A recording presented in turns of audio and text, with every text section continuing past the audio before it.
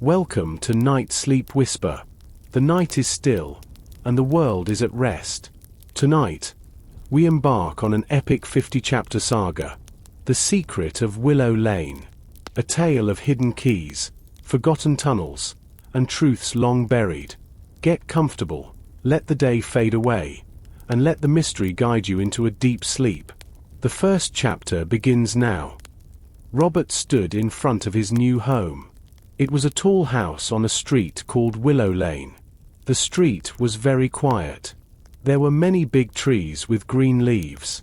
The sun was setting, and the sky was a mix of orange and purple. Robert looked at the house for a long time. The wood on the outside was old and grey. Some of the paint was falling off the walls. Robert was a tall man with short brown hair.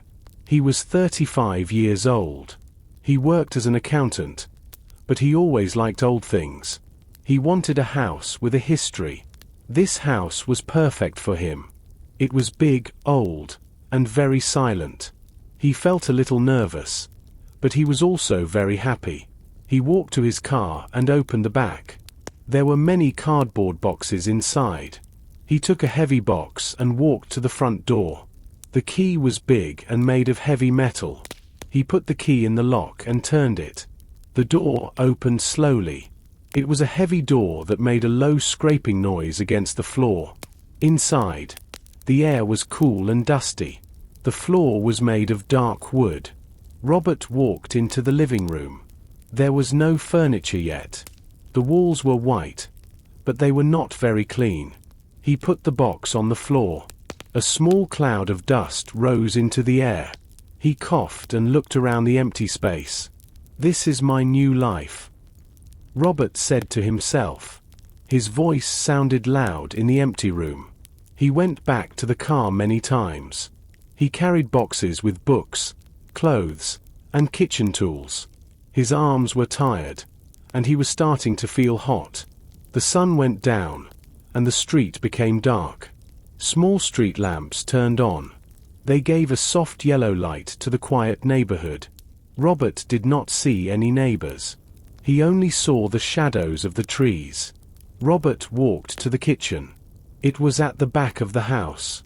The windows looked out at a small garden. The grass in the garden was very long and messy. He saw a tall wooden fence and a few old, broken chairs. He thought about the people who lived here before him. Who were they? Why did they leave this house? He wondered if they were happy here.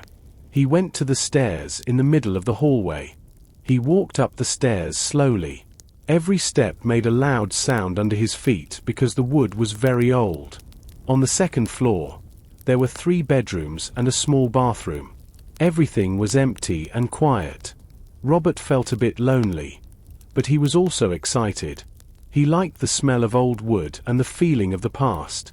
He walked to the window in the main bedroom. He looked down at Willow Lane. There were no cars. There were no people. There were only the trees moving slowly in the wind. Suddenly, he looked up at the ceiling. He saw a small square door. It was the entrance to the attic. Robert knew he had a lot of work to do. He needed to clean the whole house and move his furniture. But he was very curious about the attic. He decided to look at it the next day. He was too tired now. He went back downstairs and opened a box with a blanket. He lay down on the floor in the living room. The house felt very big around him. He closed his eyes and listened to the wind hitting the windows. It was his first night in his new home. Robert woke up early the next morning. The sun was bright in the sky. He felt rested after his first night in the house. He went to the kitchen and drank a cup of hot coffee. He looked at the boxes on the floor. "Time to work," he said to the empty room. He wanted his new home to be clean and beautiful. He spent the first 3 hours cleaning the living room and the kitchen. He washed the windows and swept the dark wooden floors. The house began to look much better. The white walls looked brighter now. He felt proud of his progress. But as he worked, he kept looking at the ceiling. He remembered the small door to the attic. Robert went to the garage and found an old metal ladder.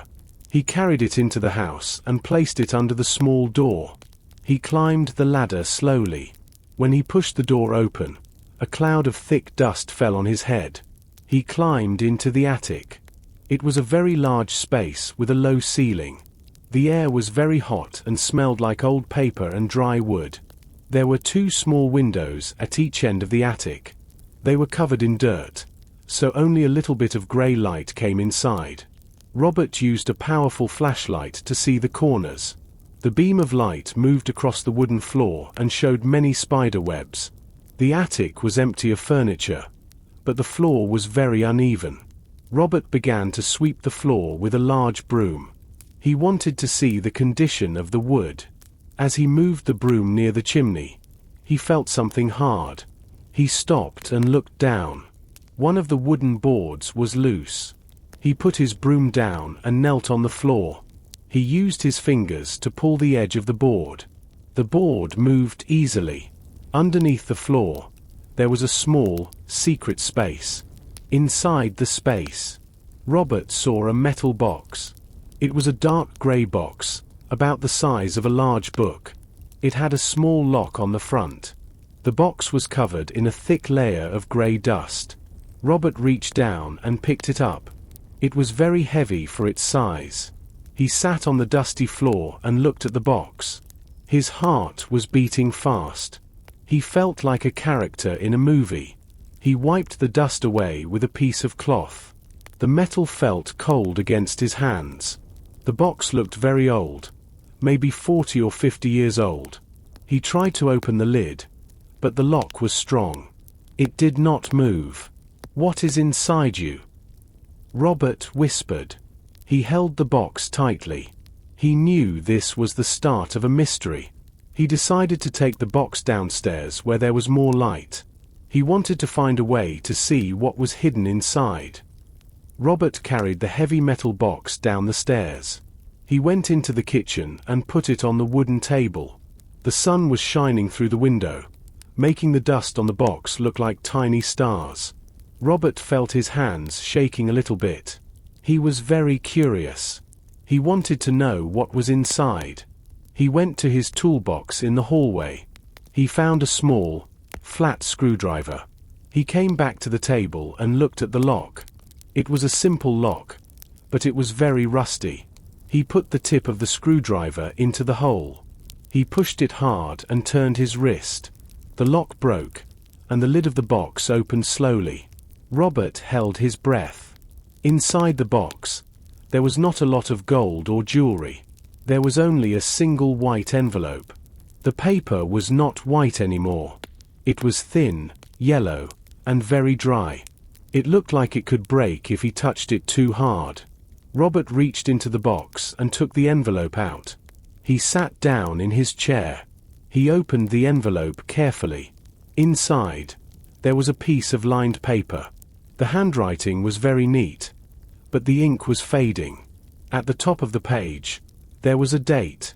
June 14th, 1986. That was exactly 40 years ago. Robert began to read the letter. The words were simple but very serious. To the person who finds this. The letter started, "My name is Henry Miller. I work at the bank in the center of town. I am writing this because I am in great danger. I discovered a secret at work. The owners of the bank are taking money from the people. They are very powerful and very angry. I think they are following me today." Robert stopped reading for a moment. He looked around his quiet kitchen. He thought about the man, Henry, sitting in this same house 40 years ago. Henry was scared. Robert felt a cold chill on his skin. He looked back at the paper. "I cannot go to the police." The letter continued. "The police chief is a friend of the bank owner. I am hiding this letter under the floor tonight. If you are reading this, it means I did not come back. Please, you must find the truth. I have a blue diary with all the proof. I hid it in a safe place. Please help me. Do not let them win." The letter ended there. There was no signature at the bottom. Robert looked at the empty metal box. There was no blue diary inside. He felt a heavy weight in his heart. He thought about Henry Miller. What happened to him on that night in 1986? Did he run away? Or did the bank owners find him?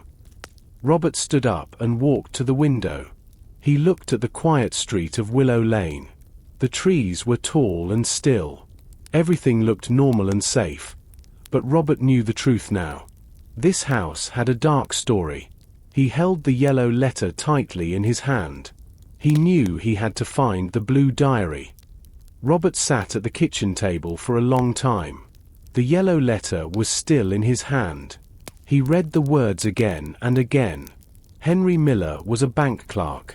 He was in danger 40 years ago. Robert felt a cold shiver. He looked at the empty metal box. The letter was a cry for help from the past. He could not ignore it. He stood up and put the letter back in the box. He took the box to his bedroom and hid it under his bed. He wanted to keep it safe. He did not know who lived in the house after Henry. He did not know if the bank owners were still in town. He needed more information. Robert left his house and walked to his car. The afternoon sun was warm. He drove down Willow Lane and turned onto the main road. The town was small and very old. It had a town square with a clock tower and many small shops. He drove to a large stone building near the park. This was the town library. The library was very quiet inside. It smelled like old books and floor wax. There were tall shelves full of books from the floor to the ceiling. Robert walked to the front desk. A young woman was working there, but she was busy with some papers. Robert walked past her and went to the back of the room. He found a section with old newspapers. They were kept on large rolls of film. Robert found a machine that showed the film on a screen. He looked for the year 1986. He turned a small wheel on the side of the machine. The images moved quickly across the screen. He saw old advertisements for cars and photos of local festivals. Finally, he found June 1986. He moved the film slowly. He looked for the name Henry Miller. He searched through many pages. Suddenly, he stopped. There was a small headline on the third page of the newspaper from June 20th. 1986. Bank clerk missing. The headline said. Robert read the article carefully. It said that Henry Miller did not go to work on Monday morning. His friends and family were worried. The police searched his house on Willow Lane, but they found nothing. The article said Henry was a quiet man who liked to read. He did not have any enemies. The bank owners told the newspaper that Henry was a good worker. They said they were very sad about his disappearance. Robert looked at the photo of Henry Miller next to the article. Henry had a kind face and wore large glasses. He looked like a normal, happy man. But Robert knew the truth. Henry was not just missing. He was hiding a secret about the bank. Robert felt a pair of eyes on him. He turned his head quickly. An old man was standing near the bookshelf. The man was wearing a grey coat and a hat. He was looking at Robert's screen. When Robert looked at him, the man turned away and walked out of the library. Robert felt a little nervous. Was the man just curious, or was he watching him? Robert turned off the machine. He had a name and a date now, but he needed to find the blue diary. He stood up and walked out of the library into the bright afternoon light. Robert drove back to Willow Lane. The sun was lower in the sky now, casting long shadows across the road. He pulled his car into the small driveway and sat there for a moment. He looked at the tall, old house. It looked different now that he knew about Henry Miller. It did not look like just a house anymore. It looked like a place with a secret. As he stepped out of his car, he noticed movement in the garden next door. A woman was kneeling on a small purple mat. She was pulling weeds from a bed of bright yellow flowers. She wore a large straw hat and thick green gloves. Robert decided to say hello. He walked toward the low wooden fence that separated the 2 yards. "Hello," Robert said with a friendly smile. The woman looked up. She had many wrinkles around her blue eyes, and her hair was white and curly. She stood up slowly, placing her hands on her back. She took off her gloves and wiped her forehead. "Hello there," she replied. Her voice was thin but very kind. "You must be the new neighbor. I saw the moving truck yesterday." "Yes. I am Robert. I moved in last night," he said. "I am Mrs. Gable," the woman said. She walked closer to the fence. "It is very nice to meet you, Robert. That house has been empty for a long time. It is good to see a young person living there again." Robert leaned against the fence. "Have you lived on Willow Lane for a long time, Mrs. Gable?" "Oh, yes," she said, nodding her head. "I moved here with my husband 45 years ago. I have seen many people come and go, but mostly, this street stays very quiet." Robert felt his heart beat a little faster. This was his chance to learn more. "Did you know the man who lived in my house in the middle of the 80s? A man named Henry Miller." Mrs. Gable stopped moving. She looked at Robert's house. Then she looked quickly up and down the street. Her smile disappeared, and her face became very serious. She gripped the top of the wooden fence with her hands. "Henry Miller," she whispered. She sounded like she was talking to herself. "Yes, I remember Henry. He was a very nice man. He was a clerk at the bank in town. He used to sit on his porch every evening and read his books. The newspaper said he went missing in 1986. Robert said quietly. Mrs. Gable sighed. She looked sad. It was a very dark time for this street. One day he was there, and the next day he was gone. The police came and searched everything. They walked through my garden and asked me many questions, but they never found him. Everyone said he just ran away because he was tired of his life. She paused and looked into Robert's eyes. But I never believed that. Henry loved his books and his garden. He was not a man who would just leave everything behind. Robert wanted to ask her more, but Mrs. Gable suddenly looked nervous. She looked at a black car driving slowly down the street. "I must go inside now, Robert. The air is getting cold, and my tea is waiting." She turned away quickly and walked toward her back door. Robert watched her go. He noticed that her hands were shaking. He wondered if she knew more than she was saying. Robert stood by the wooden fence for a long time. He watched Mrs. Gable walk toward her small back door. She moved much faster than before. She did not look back at him. Robert felt that he said something wrong. He wanted to know why she was so scared of a name from the past. "Wait, Mrs. Gable," Robert called out. The woman stopped. She did not turn around immediately. Her shoulders were high and stiff. Finally, she turned her head a little bit. "Yes, Robert. I found a box," Robert said. He stepped closer to the fence. It was under a floorboard in the attic. It is a gray metal box. Inside, there is a letter from Henry Miller. He says he was in danger because of a secret at the bank. Mrs. Gable's face became very pale. She looked like she saw a ghost. She gripped her gardening hat tightly in her hands. She looked around the neighborhood again. She looked at the tall trees and the windows of the other houses.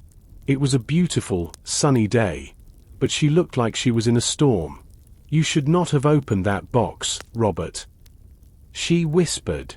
Her voice was shaking. "Some things are better if they stay hidden. The past is a very heavy weight. If you lift it, you might get hurt." "But Henry Miller was a good man, right?" Robert asked. He wanted someone to find the truth. He mentioned a blue diary. When Robert said the words blue diary, Mrs. Gable gasped. She looked truly terrified now. She walked back to the fence and leaned over it. Her eyes were wide. "Listen to me, young man," she said in a very low voice. "This town looks quiet and kind. But the people who hurt Henry Miller were very powerful. They had a lot of money and a lot of friends. Money can buy many things, and it can buy silence. If you start asking questions, they will hear you. They always hear everything."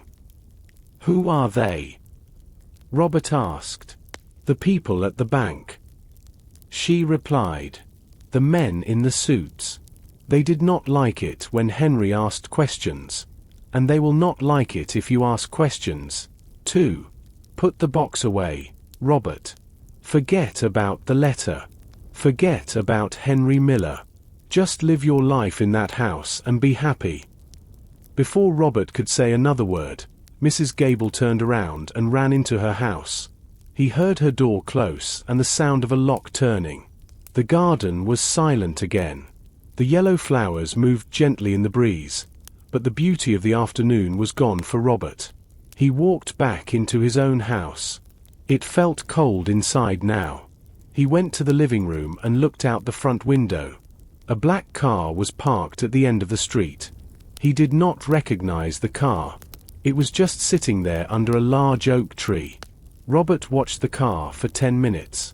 Nobody got out. Nobody moved. Robert felt a strange feeling in his stomach. He was not just a man in a new house anymore. He was a man with a secret, and he felt like the whole town was watching him. He went to the kitchen and looked at the ceiling. He thought about the attic and the hidden diary. He knew he could not stop now. He had to find the truth for Henry. Robert sat on his sofa and looked out the window. The black car at the end of the street was still there. It sat under the dark shadows of the oak tree. The driver did not get out. The windows were dark, so Robert could not see the person inside. He felt a little bit of fear, but he also felt more curious. He went to his bedroom and pulled the metal box from under his bed. He took it back to the kitchen table. He wanted to look at it one more time. Maybe he missed something. He took out the yellow letter and the empty envelope. He looked at the bottom of the box. The metal was dark and old. He noticed a small piece of paper sticking out from the side of the box. It was hidden under the fabric lining at the bottom. Robert used his fingernails to pull the fabric. It was old and broke easily in his hands. Under the fabric, he found a small, square photograph. The photograph was in black and white, but it was very clear. It showed 3 men standing in front of Robert's house. The house looked much newer in the photo. The paint was fresh, and the garden was full of flowers. The 3 men were wearing dark suits and white shirts. They looked like businessmen. Robert looked at the man in the middle. He had large glasses and a kind smile. "That is Henry Miller," Robert said quietly. He recognized the man from the old newspaper he saw at the library. The man on the left was very tall. He had short, light hair and a very serious face. He was not smiling. He held a leather briefcase in his hand. He looked like a man with a lot of power. The man on the right was shorter and a little bit fat. He had a big mustache and a cigar in his hand. He was laughing at something. He looked very happy and relaxed. The 3 men looked like friends, but there was something strange about the photo. Henry Miller stood a little bit away from the other 2 men. He looked like he was not part of their group. His smile did not reach his eyes. He looked nervous, even 40 years ago. On the back of the photograph, there was some writing. It was in the same neat handwriting as the letter. It said, June 1986. The bank directors. Me, Thomas, and Edward. A day before the end. Robert stared at the names. Thomas and Edward. These were the men Henry was afraid of. These were the bank directors, who were taking money from the people. Robert wondered if Thomas and Edward were still in the town. If they were powerful in 1986, they must be very important now. He looked back at the black car through the window. It was starting to move. It drove slowly past Robert's house. For a second, Robert saw the driver. It was a man in a black suit. The man looked at the house, but he did not stop. He drove to the end of the street and turned the corner. Robert held the photograph tightly. He had a photo of the enemies now. He felt like he was part of a dangerous game. He decided that he needed to go to the police station the next day. He needed to show them the letter and the photo. But first, he needed to look at the photo again. There was a small detail he did not see before. Robert took the photograph to the kitchen window. The afternoon light was very bright. He held the small photo close to his eyes. He looked at the three men again. Henry Miller was in the middle. The man on the right, Edward, was laughing. But Robert looked very closely at the man on the left. This was Thomas. Thomas was the tall man with the serious face and the leather briefcase. Thomas had his right hand on the handle of the briefcase. On his ring finger, there was a very large, heavy ring. It was made of bright gold. Even in the old black and white photo, the ring looked shiny. Robert looked at the center of the ring. There was a small symbol carved into the gold. It was a picture of two lions holding a silver key. Robert felt his heart stop for a second. He knew that symbol. He saw it earlier that day when he drove through the town square. It was the symbol of the Seaview Town Bank. The two lions and the key were on the big sign above the bank's front door. They were also on the glass of the bank's windows. Thomas was a director of the bank. Robert whispered. And the bank still uses the same symbol today. He realized that the men in the photo were not just businessmen. They were the leaders of the town's most important building. If they were taking money 40 years ago, the bank was built on a lie. Robert looked at Thomas's cold, hard eyes in the photo. He did not look like a man who would say sorry. He looked like a man who would do anything to keep his money. Robert felt a sudden chill. The house was very quiet, but he felt like he was not alone. He looked toward the back door that led to the garden. The sun was going down now, and the garden was full of long, dark shadows. The wind moved the branches of the trees.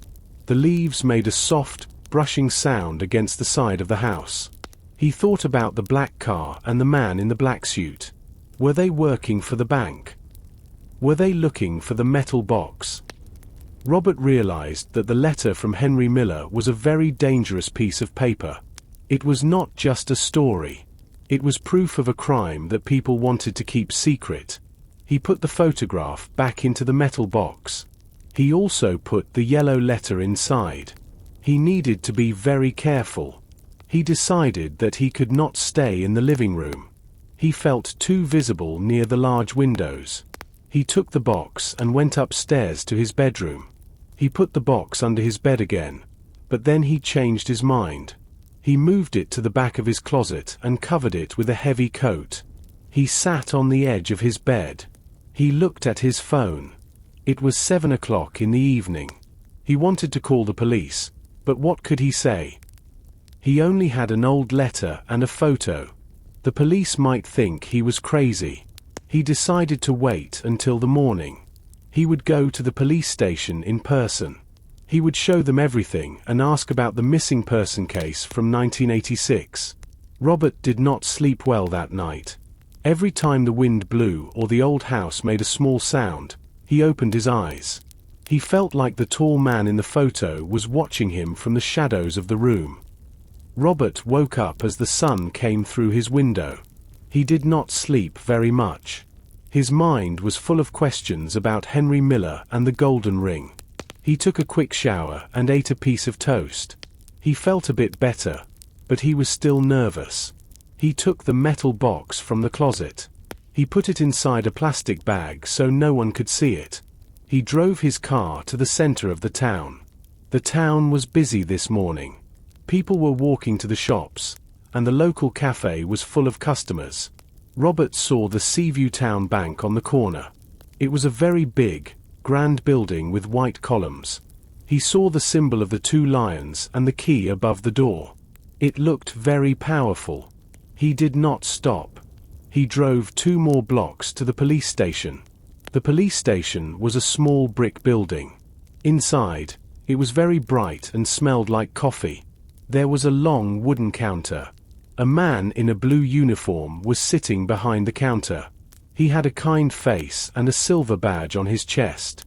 His name tag said Officer Bennett. "Good morning," the officer said with a smile. "How can I help you today?" Robert put the plastic bag on the counter. "My name is Robert. I just moved into the house on Willow Lane. I found something in my attic, and I want to ask about an old case." Officer Bennett looked interested. "Willow Lane is a quiet street. What did you find?" Robert opened the bag and took out the yellow letter and the old photograph. He did not show the metal box yet. "I found this letter from a man named Henry Miller. It is from 1986. The newspaper says he went missing 40 years ago." The officer's smile went away. He looked at the letter and then at the photo. He looked at the photo for a long time. He pointed to the tall man on the left. "This is Thomas Vance. He was the director of the bank for many years. He passed away 10 years ago." "And what about Henry Miller?" Robert asked. "What happened to the missing person case?" Officer Bennett sighed and leaned back in his chair. "I was a very young officer back then. I remember the search. We looked everywhere for Henry. We found his car at the train station, so the chief said he left the town. The case was closed after a few months. But this letter says he was in danger." Robert said. "He was afraid of the bank directors. He wrote about a secret." The officer looked around the room. There were other people in the station now. He leaned forward and spoke in a very low voice. "Listen, Robert. That was a long time ago. The people in that photo were very important. Thomas Vance's family still has a lot of influence in this town.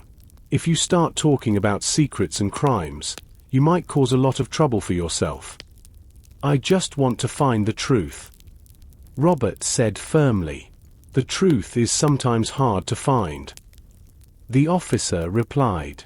"I can look for the old file in the basement, but it might take some time. Come back tomorrow." Robert thanked the officer and walked out. As he stood on the sidewalk, he felt a cold wind. He looked across the street. A man in a black suit was standing near a lamp post. He was reading a newspaper, but he was looking over the top of the paper at Robert. Robert felt a heavy weight in his chest. He was not just a neighbor anymore. He was a target. Robert walked down the stone steps of the police station. The sun was very bright, but he felt cold. He held the plastic bag with the metal box tightly against his side. He did not look back at the station. He felt that Officer Bennett was watching him through the window. He also felt the eyes of the man in the black suit. Robert did not want to go straight to his car. He wanted to know if the man was really following him. He turned right and walked toward the town park. The park was a large area with many tall oak trees and a small pond in the middle. There were some people sitting on benches, and an old man was feeding the birds. It looked like a very peaceful place. Robert walked onto a dirt path under the trees. He moved quickly. After a minute, he looked over his shoulder. The man in the black suit was there. He was about 50 meters behind Robert. He walked with long, slow steps. He did not look at the trees or the pond. He only looked at Robert. Robert felt his heart beat fast. He turned onto a smaller path that went behind some tall bushes. He began to walk even faster. His shoes made a soft crunching sound on the dry leaves. He came out near the town library and turned into a narrow street with small shops. He saw a bakery, a shoe store, and a small cafe. He stepped into the cafe. The air inside was warm and smelled like roasted coffee and sweet cakes. He sat at a table in the back, far away from the window. A waitress came to his table, but Robert just asked for a glass of water. He watched the front door of the cafe. 2 minutes passed. Then, the door opened. The man in the black suit walked in. He was very tall and had very short, dark hair. His face was like a mask. He had no expression at all. He did not look at the menu. He did not look at the waitress. He walked to a table near the window and sat down. He looked straight at Robert. Robert felt a wave of fear. This man was not trying to hide. He wanted Robert to know that he was being watched. It was a warning. Robert realized he could not stay in the cafe forever. He stood up, left the water on the table, and walked out the back door of the cafe. He ran through a small alley and reached the street where his car was parked. He jumped inside and locked the doors. He started the engine and drove away quickly. He watched his mirror the whole time. He drove through 3 different streets and turned many corners. Finally, he drove back to Willow Lane. He pulled his car into the driveway and ran into his house. He locked the front door and pushed a heavy chair in front of it. He went to the living room window and moved the curtain just a little bit. The street was empty for a moment. Then, a silver car drove slowly down the road. It stopped under the large oak tree at the end of the street. The door opened, and the man in the black suit stepped out. He stood on the sidewalk and looked at Robert's house. He did not move. He just stood there like a dark shadow in the afternoon sun. Robert stayed away from the windows. He did not want the man in the black suit to see him. He went into the kitchen and sat on the floor. He felt like a prisoner in his own home. He looked at the old wooden floor. He thought about Henry Miller. Henry lived here 40 years ago, and he was scared too. Robert realized he could not just sit and wait. He needed to find the blue diary. If he had the diary, he had the proof.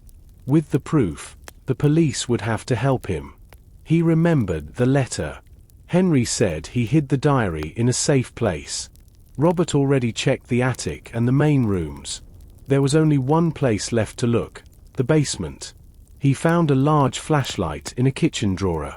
He walked to the hallway and opened the door to the basement. The air that came from below was cold and smelled like wet earth. Robert turned on his flashlight. The bright beam of light cut through the darkness.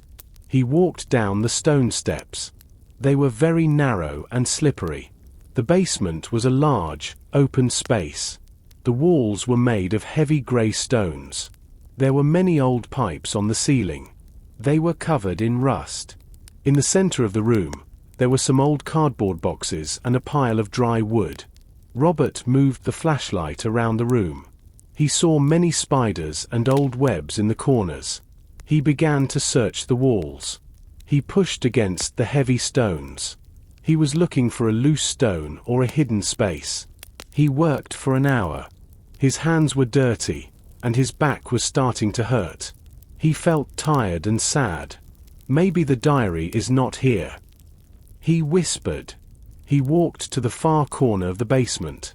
It was the darkest part of the house. There was a large, heavy wooden shelf against the wall. The shelf was empty and covered in thick dust. Robert tried to move the shelf. It was very heavy. He pushed with all his strength. The shelf moved a few inches. It made a loud, scraping sound on the stone floor. Behind the shelf, Robert saw something strange. There was a small square of wood built into the stone wall. It was painted the same color as the stones, but the flashlight showed the edges. It was a very small door, only about 50 centimeters tall. Robert knelt on the cold floor. He brushed the dust away from the small door. He saw a tiny metal handle and a very old lock. The door looked like it was part of the original house. It was hidden perfectly behind the shelf. His heart started to beat very fast. He put his hand on the metal handle. It was cold and felt very solid. He pulled the handle, but the door did not open. It was locked. Robert looked around the floor for a key, but he found nothing. He looked at the small door and then at the dark basement around him. He felt that he was very close to Henry Miller's secret. He just needed to find a way to open it. Robert looked at the small, locked door. He did not have a key, but he was not going to stop now. He stood up and walked back up the narrow stone stairs. He went to the hallway where he kept his toolbox. He found a heavy metal hammer and a thick chisel. His hands were a little bit dirty, but he did not care. He went back down into the cold basement. He knelt in front of the small door again. He placed the tip of the chisel against the old lock. He took a deep breath and hit the chisel with the hammer. The sound of metal hitting metal was very loud in the quiet basement. He hit it again and then a third time. Finally, the old lock broke into several pieces. Robert put his tools on the floor. He grabbed the small handle and pulled. The door opened slowly. It was very heavy. Behind the door, there was no light at all. It was like looking into a dark hole. Robert took his flashlight and pointed the beam of light inside. He saw a very small room. It was not a closet. It was a tiny secret room built into the foundation of the house. The walls were made of the same grey stone as the basement. The floor was covered in a very thick layer of dust. Robert had to crawl on his hands and knees to get inside because the door was so low. Inside the room, the air was very dry. It smelled like old wood and very old clothes. In the center of the tiny space, there was a small wooden desk. The desk was very old and had 4 thin legs. It looked like it belonged in a school from a long time ago. There was a single wooden chair pushed under the desk. Robert sat on the floor next to the desk. He moved his flashlight over the top of it. He saw an old glass bottle for ink, but the ink was dry. There was also a small lamp, but it had no oil. The desk had 3 drawers on the right side. Robert felt a mix of fear and excitement. He felt like he was entering Henry Miller's private world. "What did you keep here, Henry?" Robert asked quietly. He reached out and touched the wood of the desk. It felt rough and cold. He pulled the first drawer. It was empty. He pulled the second drawer. It was also empty. He felt a little bit of disappointment. He thought about the man in the black suit outside. He needed to find something important quickly. Then, he pulled the third drawer. This drawer was stuck. Robert had to pull it very hard with both hands. When the drawer finally opened, it made a long, scraping sound. Inside the drawer, there was a small object wrapped in a piece of dark blue cloth. Robert took the object out and placed it on top of the desk. He carefully unwrapped the cloth. His flashlight showed a small, leather book. The cover of the book was a deep, dark blue. Robert felt his heart jump. This was it. This was the diary Henry Miller wrote about in his letter. Robert sat in the tiny secret room. The flashlight was on the desk. Its bright beam hit the dark blue leather of the diary. The book was small, about the size of Robert's hand. The leather felt soft but very old. There were no words on the cover. Robert's fingers were trembling. He knew this book held the answers to a 40-year-old mystery. He opened the first page. The paper was thin and white. The handwriting was neat and small. It was the same handwriting from the yellow letter. On the first page, there was a name written in large letters, Henry Miller. Under the name, it said H.M. Robert began to read the first entry. It was dated May 10th, 1986. "I cannot sleep." The diary started. "Today I saw the numbers again. The directors are hiding millions of dollars. They think I am just a simple clerk who does not notice things. But I notice everything. I have written down the account numbers and the dates. I have the proof now." Robert felt a cold chill. This was exactly what Henry wrote in his letter. He turned the page. The entries were full of details about the bank. Henry wrote about Thomas and Edward. He wrote about their secret meetings and their expensive cars. Henry was a very careful man. He wrote everything down. "I'm afraid they know I have this diary." A later entry said, "I see a black car following me every day. I cannot keep this diary in my house anymore. It is too dangerous. If they find me, they will find the truth. I must hide the map." Robert stopped reading. The map. He whispered. His voice was very quiet in the tiny room. He turned the page quickly. "Today, I drew a map of the secret tunnels under the town." The diary continued. "These tunnels were built a long time ago. The bank uses them to move money without anyone seeing. I hid the map in the town park. It is in a place where no one looks. It is near the old fountain with the stone lions." Robert looked at the words. The town park was only a few minutes away. He knew the old fountain. It was at the center of the park, surrounded by tall oak trees.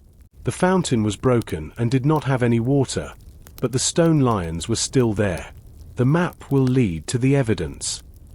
The diary said, "If anything happens to me, look for the stone with the silver key symbol near the fountain." Robert closed the diary. His heart was pounding against his chest. He had the diary, and now he knew where the map was hidden.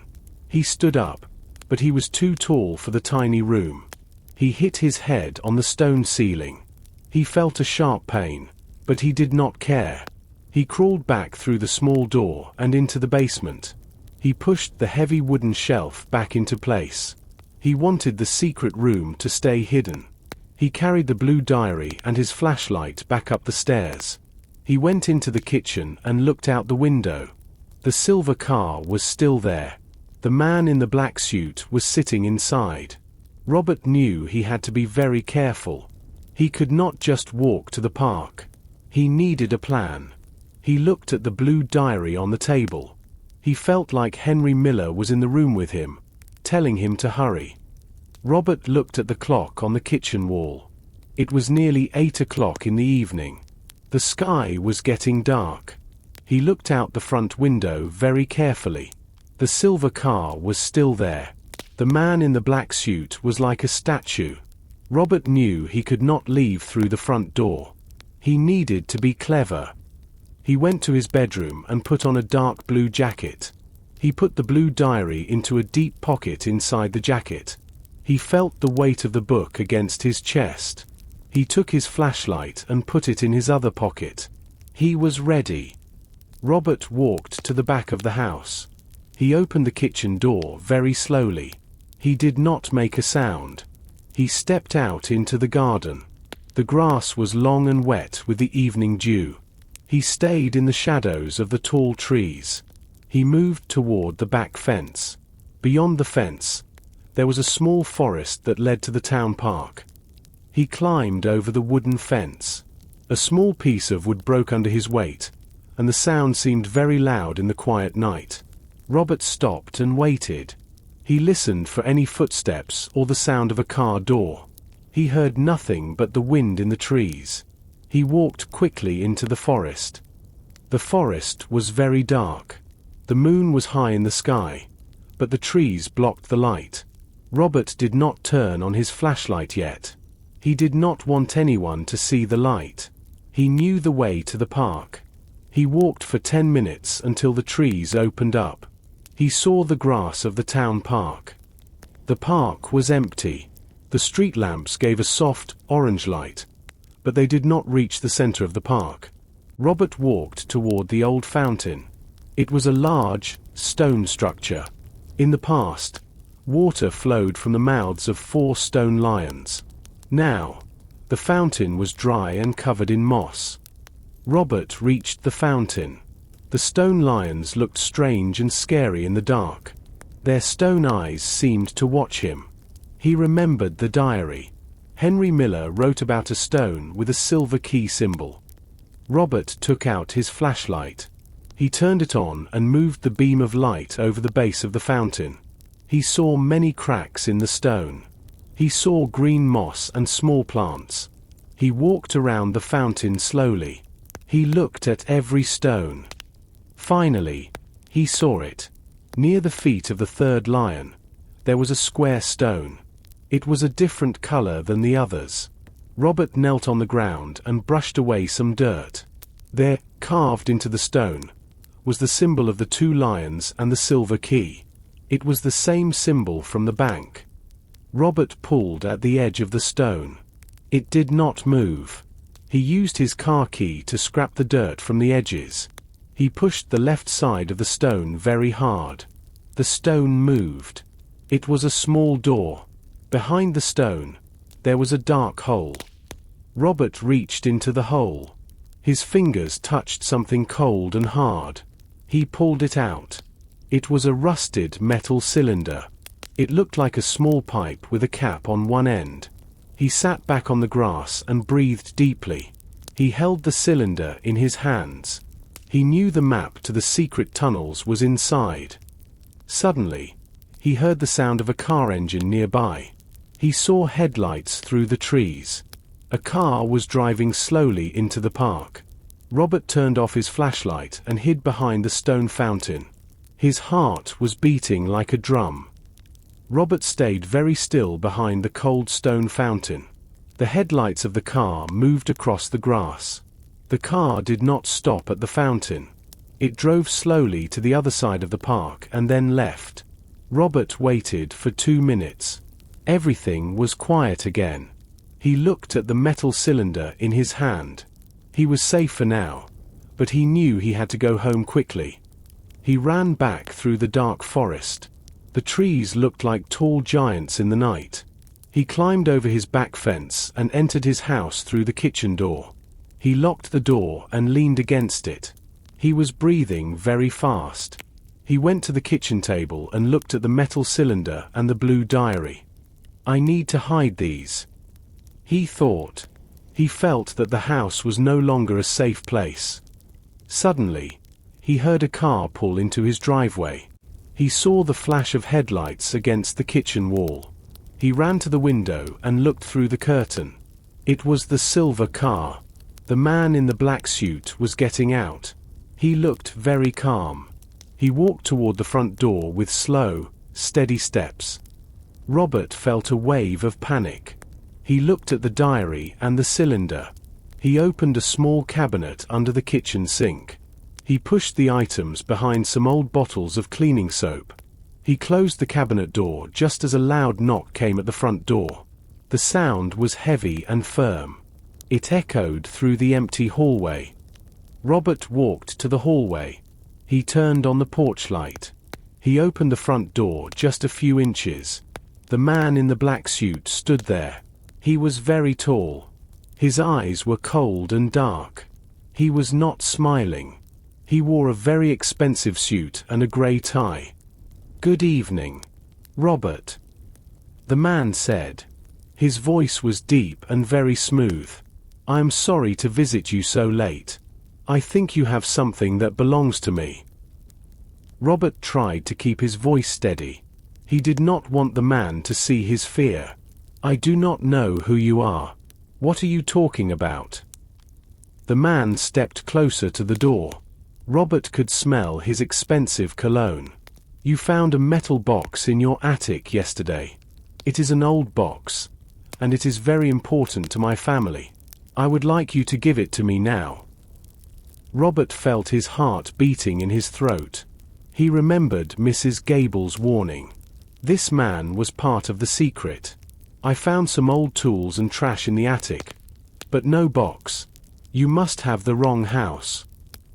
The man looked into Robert's eyes for a long time. He did not move.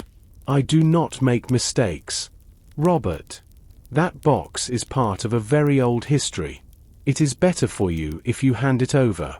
You do not want to be part of this story." Robert felt cold. He looked at the man's hands. He was wearing black leather gloves. "I told you. I do not have it. Please leave my property now." The man did not get angry. He simply slowly nodded his head. "I will leave for now. But I will be back." Think about what I said. The past can be very dangerous for people who do not belong here. The man turned around and walked back to his silver car. Robert closed the door and locked it quickly. He pushed the heavy chair back in front of the door. He was shaking.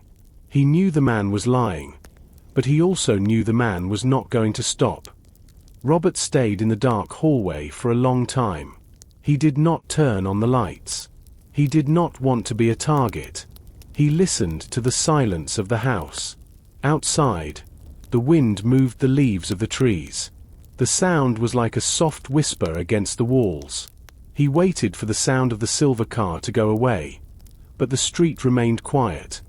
Suddenly, a small white object slid under the front door. Robert jumped back.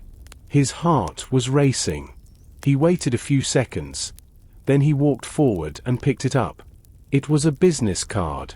The paper was thick and expensive. It had gold letters that caught the small amount of light coming from the street lamp. The card said, Julian Vane, legal representative for the Vance estate. There was a phone number and an address for a big office building in the city. Robert looked at the card and then at the door. A moment later, the deep voice of the man in the black suit came from the other side of the wood. I am a lawyer, Robert. The man said. His voice was calm, but it felt like ice. I work for the family of Thomas Vance. We know you found the metal box. We know about the letter. My clients only want to protect their history. It is a private matter. Robert did not open the door. He stood very still. If you are a lawyer, why are you following me in the dark? Why are you watching my house from a silver car? I am protecting the interests of my clients. Julian Vane replied. Sometimes, the law requires us to be very careful. You are an accountant. Robert, you understand the importance of balance. If you give me the box and the diary, I can offer you a very large amount of money. You can leave this old house and live a very comfortable life. Robert felt a cold anger. He thought about Henry Miller. Henry did not have a comfortable life. He lived in fear because of the Vance family. He probably died because of them. Robert thought about the blue diary hidden under the kitchen sink. It was not just a book. It was a man's life. I don't believe you, Robert said loudly. Lawyers don't hide in the shadows of a park. Lawyers don't wear black leather gloves on a warm night. You are not trying to help me. You are trying to scare me. There was a long silence on the porch. Robert held his breath. He expected the man to hit the door or shout. Instead, he heard the slow, heavy footsteps of the man walking away. A few seconds later, a car engine started. The sound grew louder and then faded away as the car drove down Willow Lane. Robert went to the kitchen and sat at the table. He looked at the business card again. He did not believe Julian Vane was a real lawyer. Even if he was a dangerous man. He was trying to buy Robert's silence with money. They are worried, Robert thought. If they are offering money, it means the diary is more important than I thought. He knew he could not handle this alone. He was an accountant, not a detective. He needed help from someone who knew how to find the truth. He remembered the name of the journalist officer Bennett mentioned. He decided that in the morning, he would find her. He would find Sarah. Robert stood in the center of his kitchen. He was alone, but he did not feel safe. The man in the black suit, Julian Vane, was a liar. Robert knew the man would not go away. He looked at the blue diary and the metal cylinder on the table. He had to hide them properly. He could not lose the only proof of Henry Miller's life. He walked to the kitchen cabinets. They were old and smelled like dust and spices. He looked at a small cabinet near the corner. It was very deep and dark inside. He knelt on the floor and pulled out several large, heavy metal pots. He reached his hand to the very back of the wood. He felt a small gap between the cabinet and the wall. It was small, but the diary and the cylinder could fit perfectly. He pushed the diary and the cylinder into the dark gap. He made sure they were hidden deep in the shadows. Then, he carefully put the heavy pots back in front of the hole. He closed the cabinet door and stood up.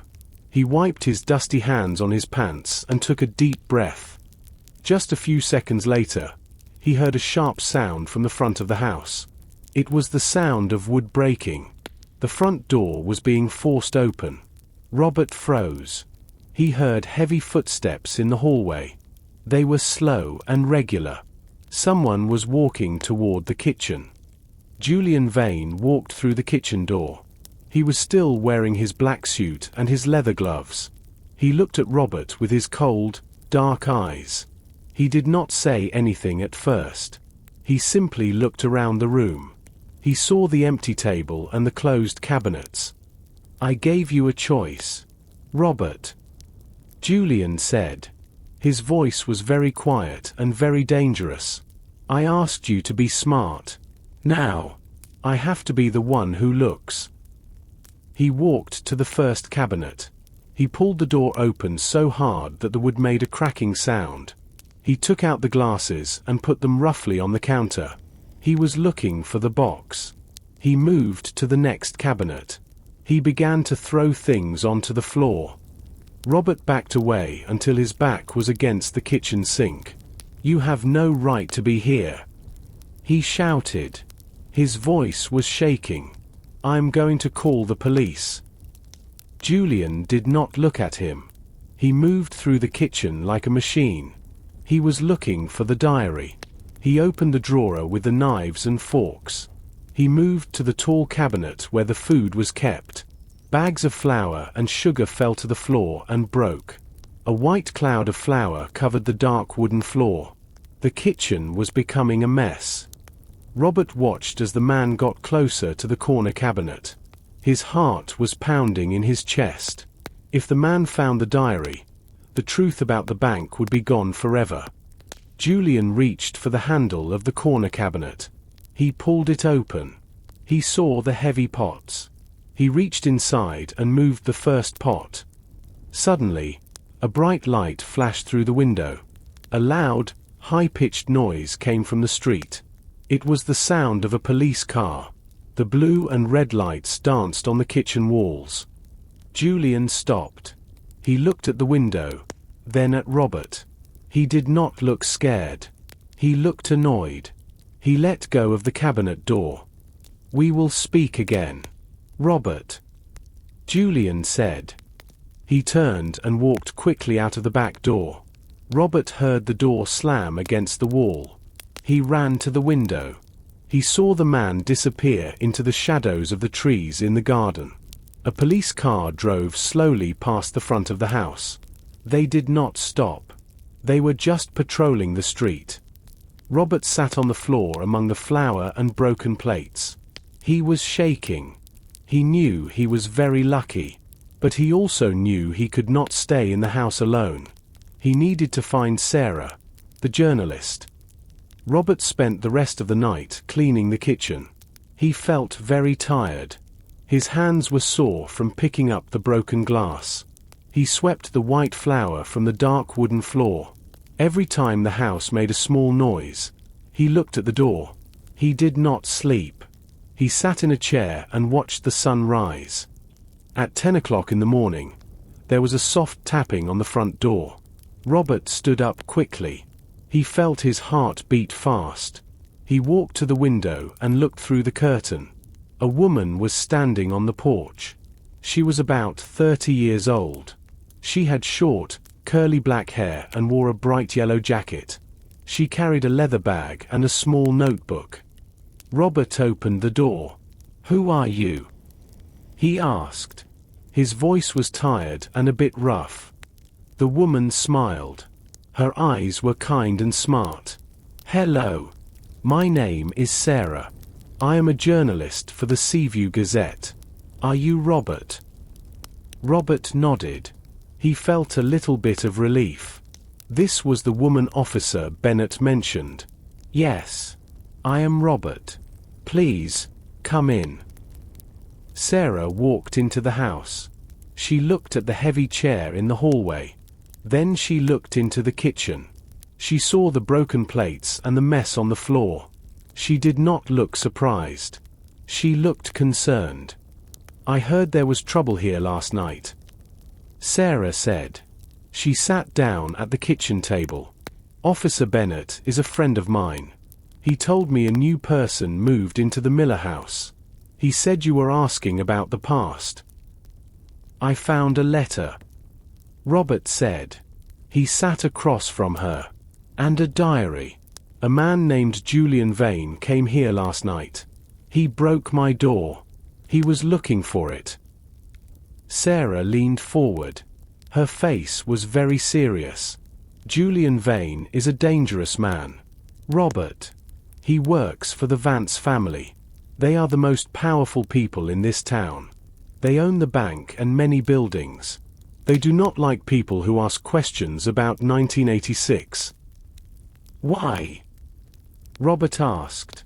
What happened in 1986? Sarah opened her notebook. She turned several pages. 40 years ago, a wealthy banker named Arthur Vance disappeared. He was the father of Thomas Vance. People said he went away with millions of dollars. But some people think he did not leave at all. They think something bad happened in this house. Robert felt a cold shiver. This house. But Henry Miller lived here. Exactly, Sarah said. Henry Miller was the only person who knew the truth. He was a clerk at the bank. He saw the numbers. He saw where the money went. When Arthur Vance disappeared, Henry Miller disappeared too. The police said they both ran away. But the townspeople never believed it. Robert looked at the corner cabinet where the blue diary was hidden. Henry was trying to tell the truth. He wrote it all down. He even made a map of the tunnels under the town. Sarah's eyes went wide. A map. Robert, if you have a map of those tunnels, you have something very valuable. The Vance family has been looking for those tunnels for 40 years. They think the missing money is still down there. Robert looked out the window. The silver car was not there. But he knew Julian Vane was nearby. He looked back at Sarah. I think we need to work together, he said. Sarah reached out and shook his hand. I agree. Let's find the truth before Julian Vane finds us. Robert walked to the kitchen cabinet. He moved the heavy metal pots carefully. He reached into the dark gap and pulled out the blue diary and the rusted metal cylinder. He placed them on the table in front of Sarah. Sarah did not speak.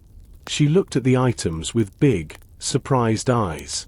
She reached out and touched the leather of the diary very gently. Is this it? She whispered. Is this Henry Miller's diary? Yes, Robert said.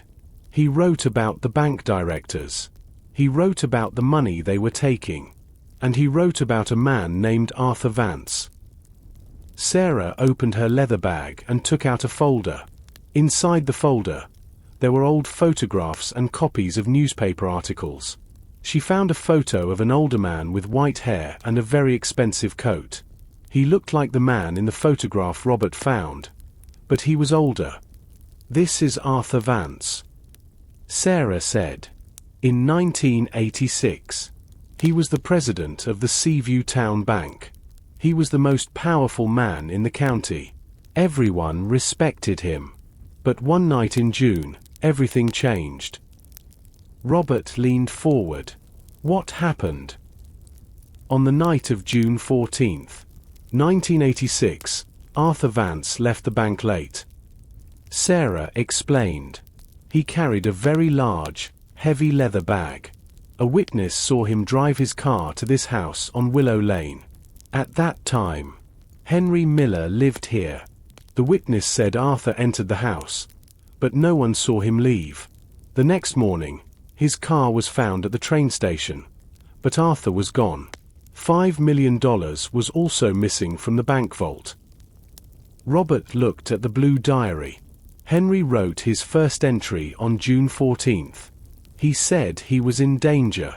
He said he saw the directors taking money. People thought Arthur Vance stole the money and ran away. Sarah continued.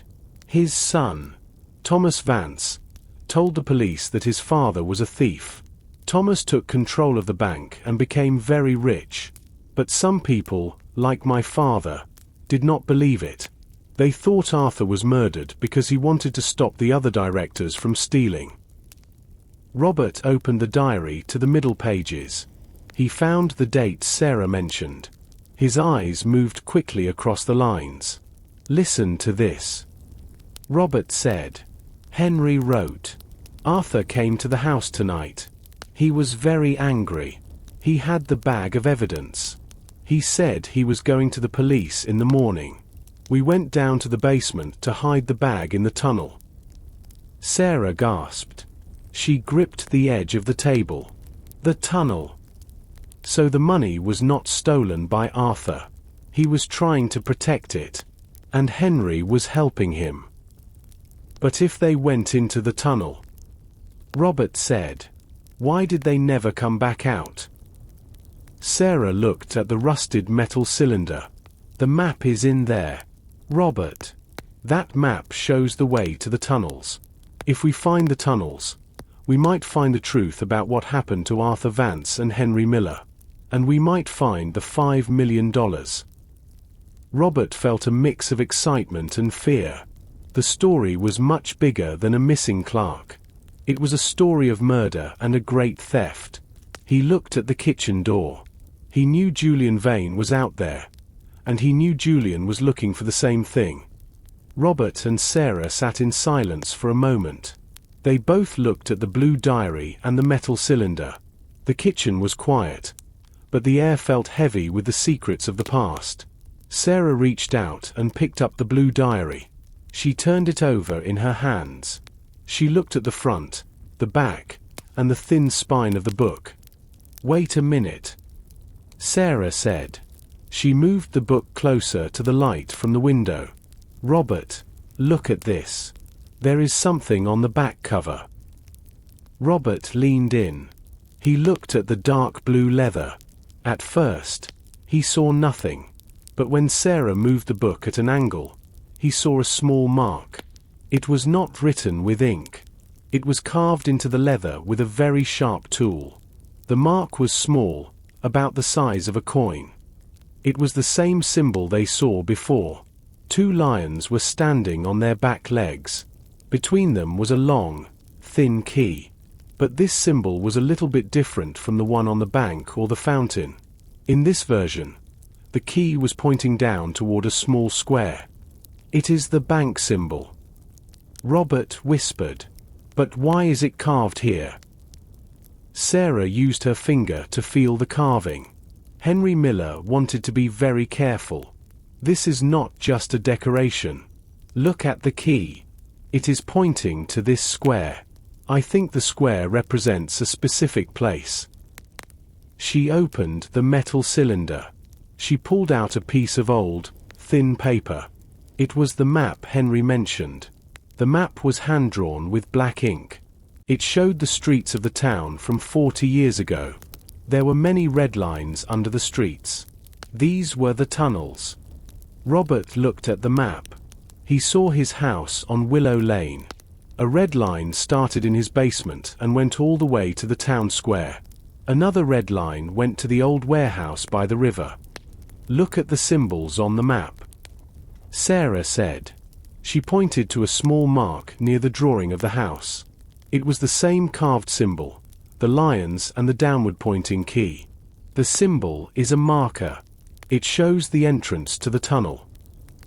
Robert felt a wave of excitement. The diary has the symbol, and the map has the symbol.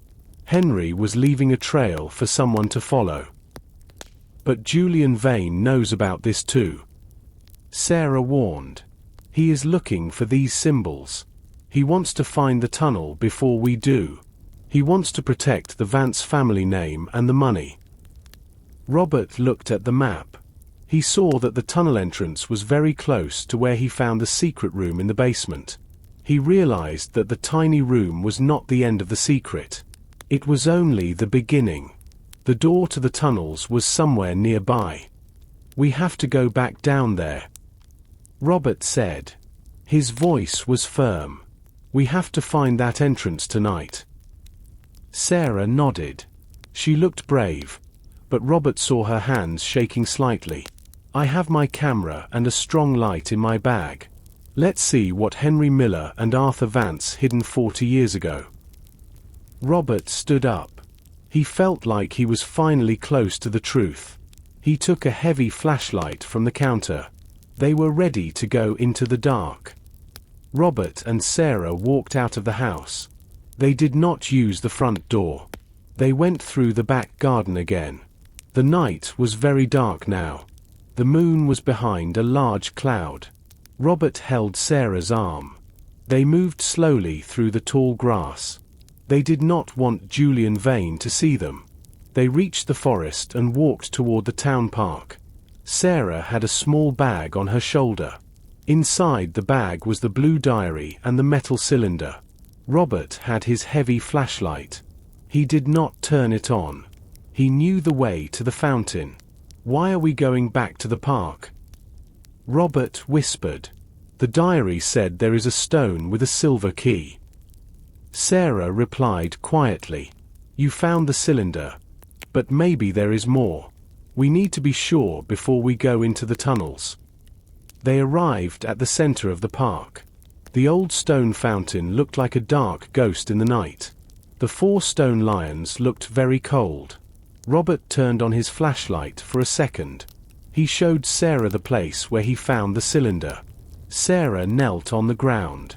She looked at the hole behind the square stone. She used a small tool from her bag to scrape the dirt inside the hole. Robert watched her. He was nervous. He looked at the trees around the park. He felt like someone was watching them. "Look at this, Robert," Sarah said. She pulled out a small, flat piece of metal. It was not a map. It was a real key. It was made of silver and was very shiny. On the top of the key, there was the symbol of the 2 lions. "This is the silver key from the bank symbol," Robert said. He was very surprised. Henry Miller did not just leave a map. He left the key to the tunnel. Sarah stood up. She looked very excited. "Now we can open the iron gate in the tunnel. The map shows the gate is under your house." Suddenly, Robert heard a sound. It was the sound of a foot stepping on a dry branch. The sound came from behind a large oak tree nearby. Robert turned off his flashlight immediately. They stood very still in the darkness. "Did you hear that?" Robert whispered. "Yes," Sarah said. Her voice was very small. They waited for a long time. The only sound was the wind. Robert looked at the shadows of the trees. One shadow looked like a tall man, but the shadow did not move. Robert took Sarah's hand. "We must go," he said. "Now." They ran back to the forest. They did not look behind them. Robert held the silver key tightly in his hand. He knew they had everything they needed now. But he also knew that Julian Vane was very close. Robert and Sarah ran through the dark trees. Their breathing was loud in the quiet night. They did not stop until they reached the back door of the house. Robert quickly opened the door and they stepped into the kitchen. He locked the door with 2 turns of the key. Sarah leaned against the counter. She was tired, but her eyes were bright with excitement. Robert turned on a small lamp on the table. The soft yellow light filled the room. He opened his hand. The silver key lay in the middle of his palm. It was a beautiful object. It was old, but it did not have any rust. It was cold to the touch. "Let me see," Sarah whispered. She took the key gently. She held it near the lamp. The key was long and thin. At the top, The two lions stood proud. Their tiny silver eyes seemed to catch the light. Between them, the silver key symbol was perfectly shaped. It was an exact match for the drawing on the cover of the blue diary and the symbol on the map. "This key is for the Iron Gate," Sarah said. "The map says the gate is the entrance to the tunnels. It is right under our feet." Henry Miller was not just hiding a diary. He was hiding the way to the truth. Robert looked at the map again. The red lines were like a map of the town's heart. The biggest red line started exactly where the basement was. He looked at the floor. He thought about the millions of dollars and the two men who disappeared 40 years ago. He felt the weight of history in the room. "We have the diary, the map, and the key," Robert said. "But we are not the only ones who want them. Julian Vane is out there. He is watching us from the shadows. He knows we were at the park. We cannot wait for the morning. We have to go down now." Sarah nodded. She took her camera and a large flashlight from her bag. "I am ready. We need to find where this key fits. If we find the money, Julian Vane cannot hide the truth anymore." They walked to the hallway. Robert opened the door to the basement. The air that came up was colder than before. It smelled like old earth and secrets. Robert held his heavy flashlight in one hand and the silver key in the other. They walked down the narrow stone steps one by one. The light from the flashlight moved across the gray stone walls. The basement was silent. Every step they took felt very important.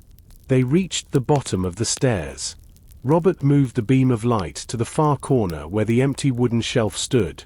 "The entrance is near the secret room," Robert whispered. "The map shows a small path that goes deeper into the ground." He moved the heavy wooden shelf again. It made a low sound on the floor. He opened the tiny wooden door to the secret room. They crawled inside. Sarah used her light to look at the floor of the tiny room. In the corner, under a pile of dust, there was a small, round hole in the stone. "Look," Sarah said, pointing her light. "A keyhole." Robert reached out with the silver key. His hand was shaking, but he was ready to see what was hidden below. Robert knelt on the dusty floor of the tiny secret room. He held the silver key between his thumb and finger. The key felt heavy and cold. He looked at the small, round hole in the stone floor. It was hidden in the shadows of the old wooden desk. He took a deep breath and pushed the key into the hole. The key fit perfectly. Robert turned his wrist slowly to the right. For a moment, nothing happened. Then, he heard a low, heavy grinding sound. It came from under the floor. The sound was deep and slow, like two giant rocks rubbing together. A small cloud of dust rose from the cracks in the floorboards. "Look," Sarah whispered. She pointed her flashlight at the floor. A large square stone under the desk began to move. It did not open like a normal door. Instead, it sank down a few inches and then slid silently to the side. Behind it was a dark, vertical hole in the earth.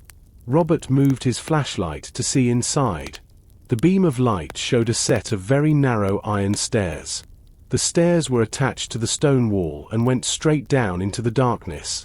The air that came from the hole was very cold. It smelled like wet metal and very old rain. "This is it," Robert said. His voice was full of wonder. "This is the entrance to the tunnels." Sarah took her camera and took a photograph of the open trapdoor. "Henry Miller was a genius," she said. "He built this so no one could find it without the silver key. Even if someone found the secret room, they would never think to look under the desk for a keyhole." Robert looked at the iron stairs. They looked very old, but they also looked strong. He put his foot on the first step. It felt solid. He began to climb down, holding the metal rail tightly. Sarah followed him closely. They went down for a long time. Robert counted 30 steps. The walls around them changed from wood to thick, damp stone. Finally, Robert's feet touched a flat floor. He moved his flashlight around the space. They were standing in a narrow hallway. The ceiling was very low, and the walls were made of grey brick. There was a thin layer of water on the floor that made a splashing sound as they moved. Robert looked ahead. About 10 meters away, a heavy iron gate blocked the path. The gate was made of thick bars. It looked very strong and was covered in dark orange rust. In the center of the gate, there was a very modern-looking electronic lock. A small red light was glowing on the lock. Robert stopped. He felt a cold wave of fear. That lock is not 40 years old. He said quietly, "That is a new lock. Someone has been here recently." Sarah stepped up beside him. She looked at the red light. Julian Vane. She whispered, "The bank directors are still using these tunnels. We are not in the past anymore. Robert, we are in their world now." Robert and Sarah stood in front of the heavy iron gate. The red light of the electronic lock glowed like an angry eye in the darkness. Robert felt a cold sweat on his neck. The silver key was still in his hand, but it was useless against this modern machine. He looked at the rusted bars. They were too thick to break. "We cannot open this," Robert said. His voice sounded hollow in the narrow tunnel. "This lock belongs to the bank today, not to Henry Miller 40 years ago." Sarah took the rusted metal cylinder from her bag. She pulled out the old, thin map again. She held her flashlight close to the paper. "Let's look at the map more carefully, Robert. Henry knew people might find the gate. Maybe there is another way in." They leaned against the damp stone wall. The map was very detailed. Henry had used black and red ink to show the secret world beneath the town. The red lines showed the tunnels. One line went from the house to the town square. Another line went toward the river. "Look here," Sarah said, pointing her finger. "The tunnels are not just one long hall. They are like a spider web. This gate is the main entrance, but there are smaller paths. Henry called them the shadows." Robert looked at the small drawings on the map. He saw a tiny door drawn near the town park. He also saw a symbol near the old warehouse by the water. The warehouse was on the map as Building 4. "This map is a map of a crime," Robert whispered. "It shows exactly how the bank moved money without the police seeing it. They didn't use the streets. They used the dark." As they studied the map, Robert saw a small note written in the corner. The handwriting was very tiny. It said, "If the gate is closed, the river path is open." The river path. Robert said, "That must be the warehouse. It is the only building near the river on this map." Sarah nodded. "If Julian Vane is using this gate, he probably has the code for the lock. We cannot stay here. If he comes down those stairs, we will be trapped in this hole." Robert felt a sudden shiver. He remembered the sound of the footstep in the park. He felt like the walls were closing in on them. "You are right. We need to go back up. We need to find the warehouse." They turned away from the red light of the gate. They walked back through the water on the floor. The splashing sound was loud. Robert felt a sense of urgency. The map in Sarah's hand was now their only guide. They climbed the iron stairs and crawled back into the secret room. When they stood up in the basement, Robert felt a little better. But then, he looked at the small window at the top of the basement wall. For a second, he saw a pair of eyes looking down at them through the glass. Then, the eyes disappeared into the night. Robert grabbed Sarah's arm. "Did you see that?" he whispered, his voice tight. Sarah nodded, her face pale in the dim light of the flashlight. "The window. Someone was there." They didn't wait. They scrambled out of the secret room. Robert quickly sliding the heavy wooden shelf back into place. It wasn't a perfect shield, but it was all they had. They hurried up the basement stairs. Robert's mind racing faster than his feet. If Julian Vane was outside, the house was no longer a sanctuary. It was a cage. "We have to get to the warehouse," Robert said as they reached the kitchen. "If the river path is the only other way in, that's where we'll find the answers. And hopefully, we can get there before they do." They didn't risk the car in the driveway. Instead, they slipped out the back door, staying low in the shadows of the overgrown garden. They moved through the forest at the edge of the property, the same path Robert had taken to the park. But this time, they kept going past the fountain, heading south toward the sound of moving water. The air grew colder and smelled of salt and wet wood. The Seaview River was wide and dark, reflecting the few stars that peeked through the clouds. On the bank stood a cluster of old industrial buildings. Most were ruins, but one stood taller than the rest, its windows boarded up like blind eyes. A faded number 4 was painted on its brick side. The warehouse observations. The building. A 4-story brick structure with a rusted loading dock. The surroundings. Piles of rotting timber and broken crates littered the ground. The silence. Unlike the town, there were no street lamps here. It was pitch black. "There," Sarah whispered, pointing to a small, heavy door near the water's edge. "That looks like a service entrance. It's exactly where the red line on the map ends." They approached the door cautiously. Robert reached out and turned the handle. To his surprise, it wasn't locked. It opened, revealing a cavernous space filled with the echoes of the river lapping against the stone foundation. As they stepped inside, the beam of Robert's flashlight hit something on the floor.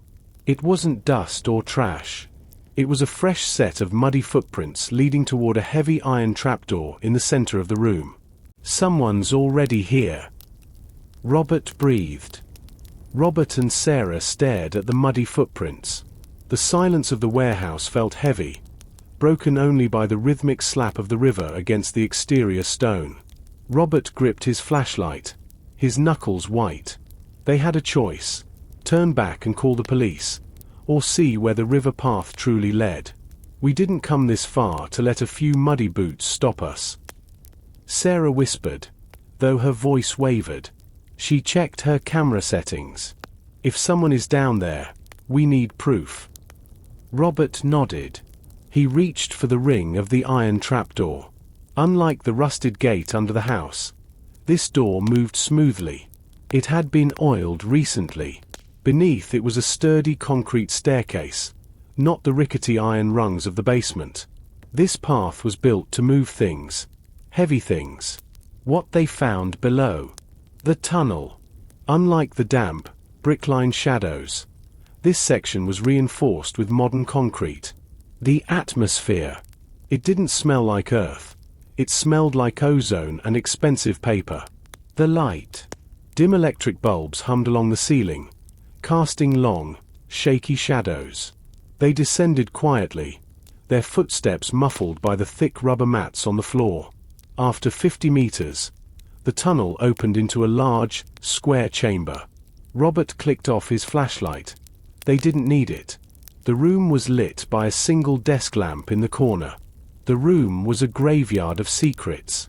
Rows of metal filing cabinets lined the walls, each labeled with dates ranging from 1980 to 2020. In the center of the room stood 3 large wooden crates, their lids pried open. Robert stepped toward the nearest crate. He looked inside and gasped.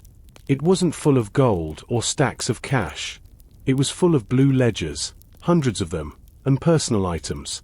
A pair of thick glasses, a fountain pen, and a small, framed photo of a garden on Willow Lane. "These are Henry's things," Robert breathed, picking up the glasses. They were exactly like the ones in the newspaper photo. He didn't run away. He was brought here. "Robert, look at the cabinets," Sarah said, her voice urgent. She was pointing at the labels. These aren't just bank records. They're insurance. Look at the names on these files. Robert scanned the names. They weren't just bank customers. They were the names of every mayor, judge, and police chief in the history of the town. The Vance family hadn't just stolen money. They had been collecting secrets for 40 years to keep the town under their thumb. It's a blackmail vault, Robert realized. Suddenly, the heavy iron door at the far end of the chamber opened. A tall figure stepped into the light, his black leather gloves reflecting the dim bulb. It's more than a vault, Robert. Julian Vane said, his voice smooth and cold. It's the foundation of this town. And I'm afraid you've just become a part of the permanent collection. Julian Vane stood in the doorway, his silhouette blocking the only exit. He didn't look like a man about to commit a crime. He looked like a businessman closing a deal. He stepped into the room, the heels of his polished shoes clicking sharply on the concrete floor. You're very persistent, Robert, Julian said, his eyes flicking to the blue diary in Sarah's hand. Most people would have stopped at the first warning. But you have that annoying curiosity that Henry Miller had. It's a trait that rarely leads to a long life. Where is he, Julian? Robert asked, his voice shaking but loud. Where is Henry? And where is Arthur Vance? Julian leaned against a metal filing cabinet. Arthur Vance was a fool. He thought he could use the bank's money to help the people. He didn't understand that power isn't about helping. It's about holding. As for Henry, let's just say he's still part of the house. He never truly left Willow Lane. Sarah's camera flashed. The bright light filled the room for a split second, catching Julian's cold expression. Stop that. Julian snapped, his composure slipping for the first time. That camera won't save you. Do you really think a few photos will take down the Vance family? Every person who could arrest us is in these files. Every judge who would hear your case has a folder in this room. The Vance System revealed. The bank provides the funds to keep the town running. The vault contains evidence of every local leader's mistakes or debts. The result: total control. The law in Seaview isn't written in books. It's kept in these cabinets. Then why do you want the diary so badly? Robert asked, stepping closer to the crate containing Henry's things. If you already have everyone's secrets, why follow me? Because Henry found the one thing we couldn't, Julian admitted, his voice dropping to a low hiss. Arthur Vance didn't just hide the money. He hid the master ledger. It's the only document that shows the bank's original theft, the one that Thomas and Edward committed to frame Arthur. Without it, the Vance family is just another wealthy dynasty. With it, they are criminals. Robert's hand brushed against the bottom of the crate. His fingers touched a false bottom, a small piece of wood that felt loose. He remembered the diary entry. The map will lead to the evidence. You don't have it. Robert realized, a small spark of hope igniting. You've been searching these tunnels for years, but you never found it because you didn't have the silver key. You only have the electronic locks you installed. Julian's eyes narrowed. He reached into his jacket, and the glint of a small, silver pistol caught the light. I don't need the key anymore, Robert. I have you. You're going to find that ledger for me, or you and Sarah will join Henry Miller as permanent residents of this warehouse. The air in the vault felt suffocatingly thin. Robert's fingers curled around the edge of the false bottom in the crate. He could feel Julian's cold gaze and the steady aim of the pistol. He knew he had only seconds before Julian lost patience. The ledger isn't in the files, Julian, Robert said, his voice gaining a sudden, desperate strength. Henry knew you'd look there. He knew you'd check every drawer and every shelf. He hid it in the one place you'd consider trash. With a sharp tug, Robert pulled the false bottom upward. A hidden compartment clicked open. Inside sat a thick, leather-bound book, much larger than the blue diary. Its edges were tipped with gold, and the seal of the Seaview Town Bank was embossed on the front. But the date underneath was 1986. "Give it to me," Julian commanded, stepping forward. His gloved hand reached out, trembling with a mixture of greed and relief. Robert opened the book to the middle. He didn't hand it over. Instead, he held it up so Sarah could see it, and more importantly, so her camera could capture the pages. The ledger didn't just contain names. It contained a complex web of transactions. The ledger's secrets. The double entry. Every legal transaction had a corresponding shadow entry. The shell companies. Millions were moved through accounts like Willow Lane Holdings and Vance Trust. The final proof. A signature on the final page, not by Arthur Vance, but by Thomas and Edward, dated 2 days after Arthur's disappearance. "This is it," Sarah whispered, her camera clicking rapidly. "This proves Arthur Vance was framed. He didn't steal the 5 million. Thomas and Edward stole it, and they used Henry's silence to cover it up." Julian's face twisted. "It doesn't matter what it proves if you never leave this room. Give me the book. Robert. Now. If you shoot us, the noise will echo through the warehouse." Robert countered, his mind working like an accountant's, calculating the risks and the balances. The police patrol the riverfront, and Sarah's camera is already uploading these photos to a cloud server. Killing us won't stop the truth. Julian laughed, a dry, hollow sound. "You think Officer Bennett is coming to save you? Or the chief?" "I told you, Robert. They are in the files. I own the police." "You don't own the internet, Julian," Sarah said, holding up her phone. "The first 10 pages are already on the Seaview Gazette's live feed. The whole town is watching." For the first time, Julian Vane looked truly afraid. He looked at the gun in his hand, then at the camera, then at the master ledger. The balance of power had shifted, but a cornered man is often the most dangerous. Julian's eyes darted between Sarah's phone and the heavy ledger in Robert's hands. The mask of the calm lawyer had shattered, replaced by the raw desperation of a man watching a 40-year empire dissolve in real time. He raised the pistol, his hand trembling. "The cloud doesn't matter if the witnesses are gone." Julian snarled. "Then you'd better be a fast shot," Robert said. He didn't wait for Julian to pull the trigger. He grabbed a heavy metal filing box from the shelf and hurled it at the desk lamp. The room plunged into total darkness. "Run!" Robert shouted. He grabbed Sarah's hand and pulled her toward the concrete stairs. A deafening crack echoed through the chamber. Julian had fired. The bullets sparked against a metal cabinet somewhere behind them. Robert didn't look back. They scrambled up the stairs, their breath coming in ragged gasps. The escape strategy. The distraction. Using the darkness to negate Julian's aim. The route. Following the river path back toward the service entrance. The obstacle.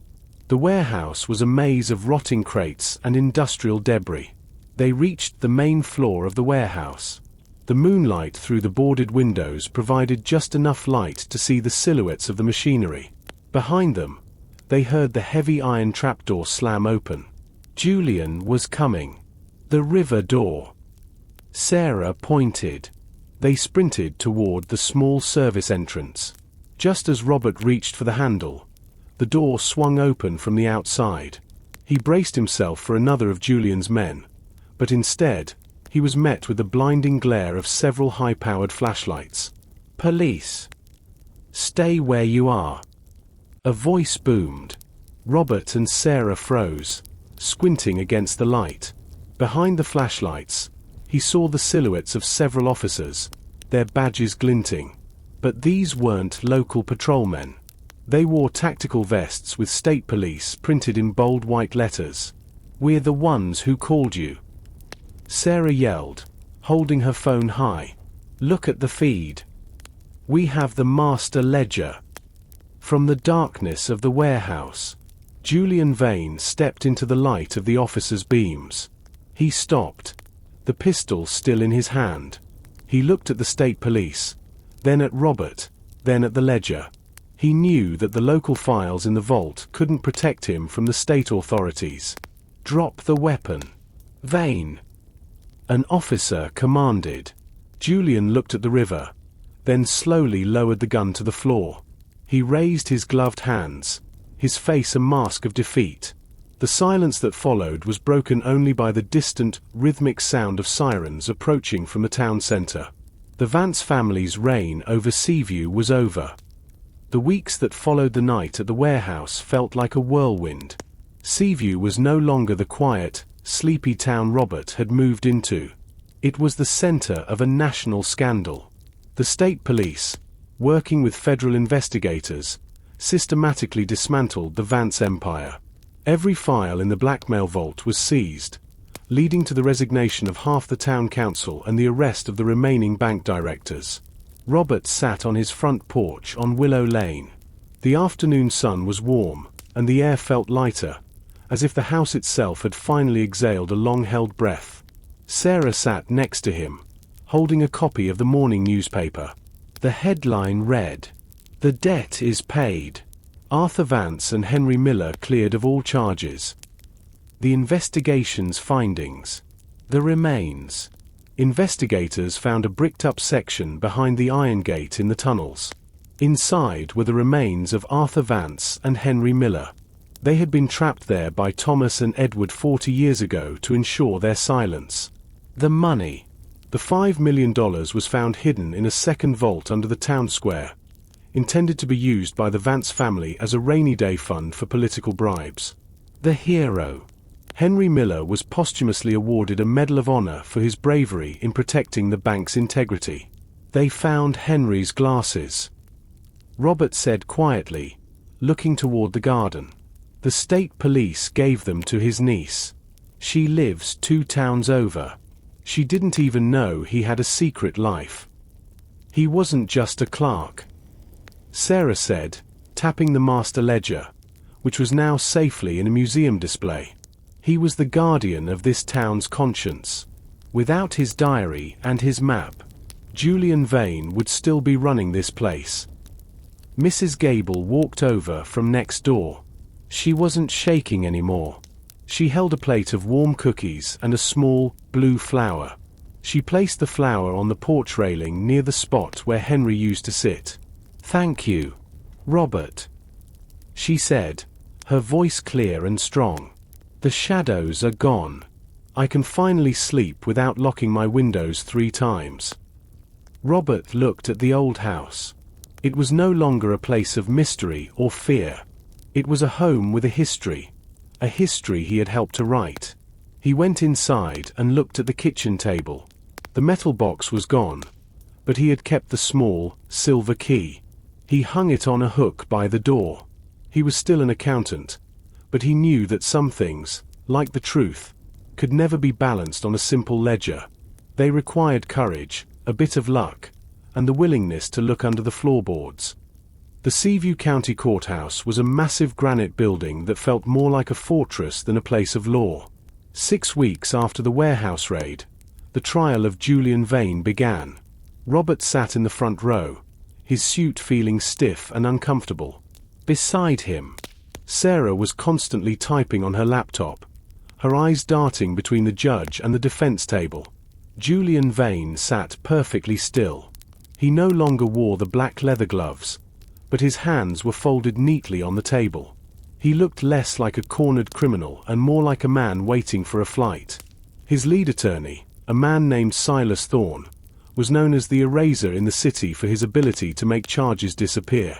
"He looks too confident," Robert whispered to Sarah. "He shouldn't be." Sarah replied, "The state has the ledger, the diary, and the forensic evidence from the tunnels.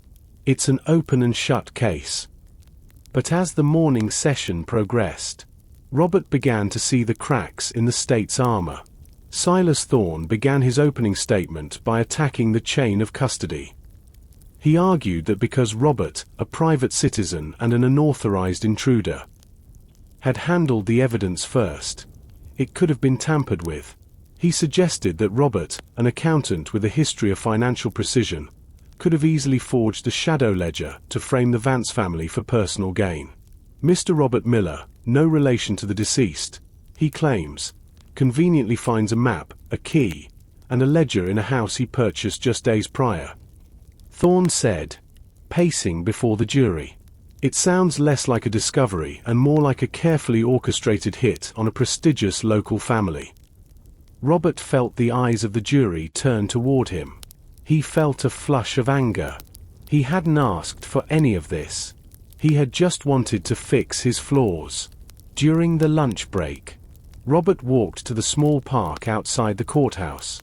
He sat on a bench, staring at the same fountain where he had found the silver key. A man in a plain grey suit sat down next to him. He wasn't Julian Vane, but he had the same aura of cold, quiet power. "You should have taken the money, Robert," the man said. He didn't look at him. He was feeding a piece of bread to a pigeon. "Who are you?" Robert asked, his heart beginning to thud. "I'm a friend of the system," the man replied. "The Vance family were just the caretakers. You've broken the fence, but you haven't seen the hounds yet. Thorne is going to make you look like a madman on that stand tomorrow. And when he's done, the ledger will be ruled inadmissible." "I have the truth," Robert said, his voice steady. "Truth is a commodity, Robert. And in this county, the supply is very low." The man stood up, dusted the crumbs from his trousers, and walked away toward a waiting black car, a different one this time, with tinted windows and no plates. Robert realized then that the warehouse wasn't the end. It was the entrance to a much larger vault. The following morning, the air in the courtroom was thick with tension. Robert sat in the witness box, the oak railing feeling cold beneath his palms. He took the oath, his voice steady despite the hammer thrum of his heart. Across the room, Julian Vane watched him with a thin, ghost-like smile. Silas Thorne, the eraser, stood up slowly, adjusting his silk tie. He didn't look like a hunter. He looked like a grandfatherly professor, which made him infinitely more dangerous. "Mr. Miller," Thorne began, his voice soft and inviting. "You are an accountant by trade, a man of numbers, a man of precision. Is that correct?" "Yes," Robert replied. "And as an accountant, you are trained to look for patterns. You are trained to see how money moves, and perhaps, how it could be moved without detection. Is that also correct?" "I'm trained to detect fraud, yes," Robert clarified. Thorne nodded thoughtfully, pacing a small circle near the jury box. "Detection, creation, two sides of the same coin, wouldn't you say?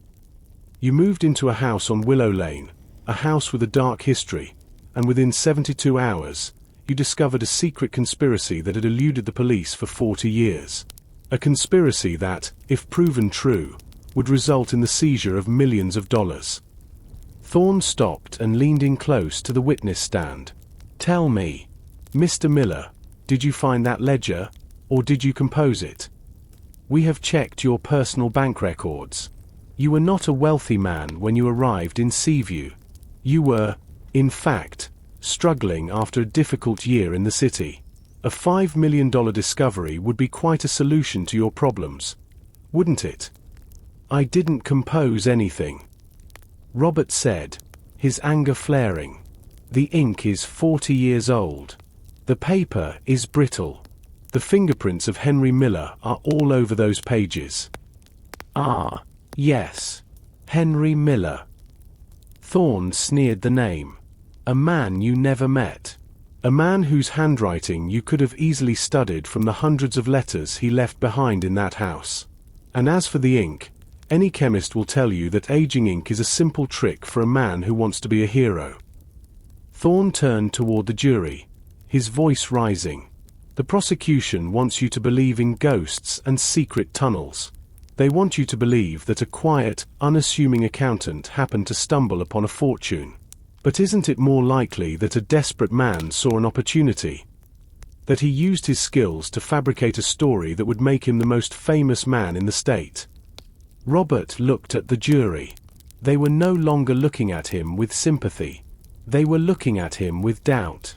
Thorne was doing exactly what the man in the grey suit had predicted. He was erasing the truth by painting it as a lie.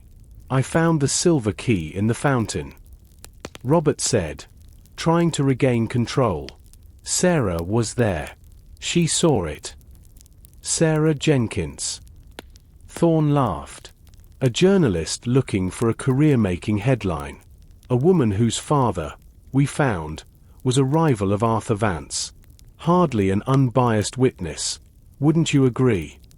By the end of the afternoon, Robert felt exhausted. The eraser had picked apart every detail of the discovery, making the extraordinary truth sound like a calculated fraud. As Robert left the stand, he saw the prosecutor, a woman named Elena Vance, looking down at her notes with a frown. The foundation of their case was shaking. As Robert walked out of the courthouse, the rain began to fall.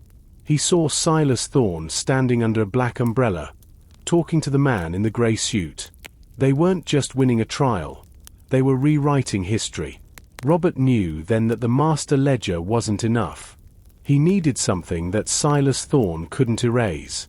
He needed the one thing Henry Miller had mentioned in the very back of the diary. A detail Robert had almost forgotten. The third key. Robert sat in his kitchen, the sound of the rain drumming against the Willow Lane house like a persistent heartbeat. He had the blue diary open on the table, the pages illuminated by a single, flickering lamp. Silas Thorne had nearly destroyed his credibility in court, and the Vance system was proving to be more resilient than a simple police raid could handle. If the master ledger was being called a forgery, Robert needed something undeniable, something that couldn't be faked by an accountant or a journalist. He turned to the very last page of the diary. He had read it a dozen times, but in the heat of the warehouse discovery, he had overlooked the final, frantic scrawl. Henry Miller had been running out of time, his handwriting becoming a jagged mess of ink. If they find the ledger, they will kill the messenger. But they cannot kill the truth if it is cast in iron. The first key opens the path. The second key opens the gate. But the third key is not for a door. It is for the bell. The bell. Robert whispered. He looked at Sarah, who was sitting across from him, her laptop screen reflecting in her tired eyes. "Sarah, what is the bell? Is there a bell in the tunnels?" Sarah rubbed her temples. "Not in the tunnels we saw. We went from the house to the warehouse. But remember the map. There was a third red line, one that went toward the town square. It stopped right under the old clock tower." Robert's mind raced. The old clock tower was the highest point in Seaview, a historic landmark that stood in the very center of the town square. At the top of that tower sat a massive bronze bell that rang every hour. Henry worked at the bank. Robert mused, his fingers tracing the hand-drawn lines on the map. The bank is right next to the clock tower. If there's a tunnel connecting them, and a third key for the bell. He wouldn't hide a physical key in a bell. Sarah added, leaning over the map. "That's too exposed. But look at the clock tower's foundation on the map. There's a small mark, a circle with 3 slashes. It looks like a gear." Robert stood up. The silver key opened the stone trapdoor. The electronic lock was Julian's addition. But Henry mentioned a third key. If the first 2 keys were hidden in the park and the house, where would a bank clerk hide the most important one? He thought back to the photograph of the 3 directors. Thomas, Edward, and Henry. Thomas had the ring. Edward had the cigar. But Henry. Henry was holding a small, leather-bound Bible. The church. Robert realized. Henry went to the Grace Street Chapel every Sunday. It's right across from the bank. Mrs. Gable told me he never missed a service, even the week he disappeared. Robert, if Silas Thorne is watching us, we can't just go digging around the chapel. Sarah warned. He has eyes everywhere. The man in the grey suit is probably outside right now. Robert looked at the window. He saw the faint reflection of a car's headlights at the end of the lane. They were trapped. But he also knew the tunnels. He knew the way Julian Vane didn't know. We aren't going through the front door, Robert said, grabbing his heavy jacket. We're going back down. The gate Julian locked with the electronic code. I noticed something when we were down there. The hinges were old. 40-year-old steel doesn't like modern locks. We don't need the code if we have a crowbar. He looked at the silver key on the hook by the door. It was the key that started it all. He took it down and tucked it into his pocket. They were going to find the third key, and they were going to ring the bell on the Vance family's secrets once and for all. The basement felt colder than before, as if the house itself was shivering under the weight of the rain. Robert and Sarah moved with practiced silence, their flashlights cutting through the thick dust of the secret room. Robert carried a heavy iron crowbar he'd salvaged from the garage. He wasn't a man of violence, but he was a man of leverage, and he knew that even the most advanced electronic lock was only as strong as the rusted metal it was bolted to. They descended the iron stairs, the splashing of the water at the bottom echoing like whispers. When they reached the heavy iron gate, the red light of the electronic lock still glowed, a modern sentinel in an ancient world. Robert didn't even look at the keypad. He jammed the end of the crowbar into the gap between the gate and the stone wall, right where the hinges met the masonry. You're going to break the wall, Sarah whispered, her light shaking. The wall is 40 years old. Sarah, the rust is 50. Robert grunted, putting his weight into the bar. Vane's people were lazy. They put a high-tech lock on a low-tech door. With a sudden, violent crack, the stone around the top hinge splintered. The gate groaned, sagging under its own weight. Robert pulled again, and the entire frame lurched forward. The electronic lock beeped frantically, a digital protest against a physical reality, before the wires snapped. The gate swung open with a screech of tortured metal. Beyond the gate, the tunnel changed. The concrete of the Vance vault gave way to raw earth and timber supports. This was the shadow path Henry had mentioned, a path Julian Vane hadn't dared to explore. They followed the red line on the map, their boots sinking into soft, black mud. After 10 minutes of walking, the tunnel began to slope upward.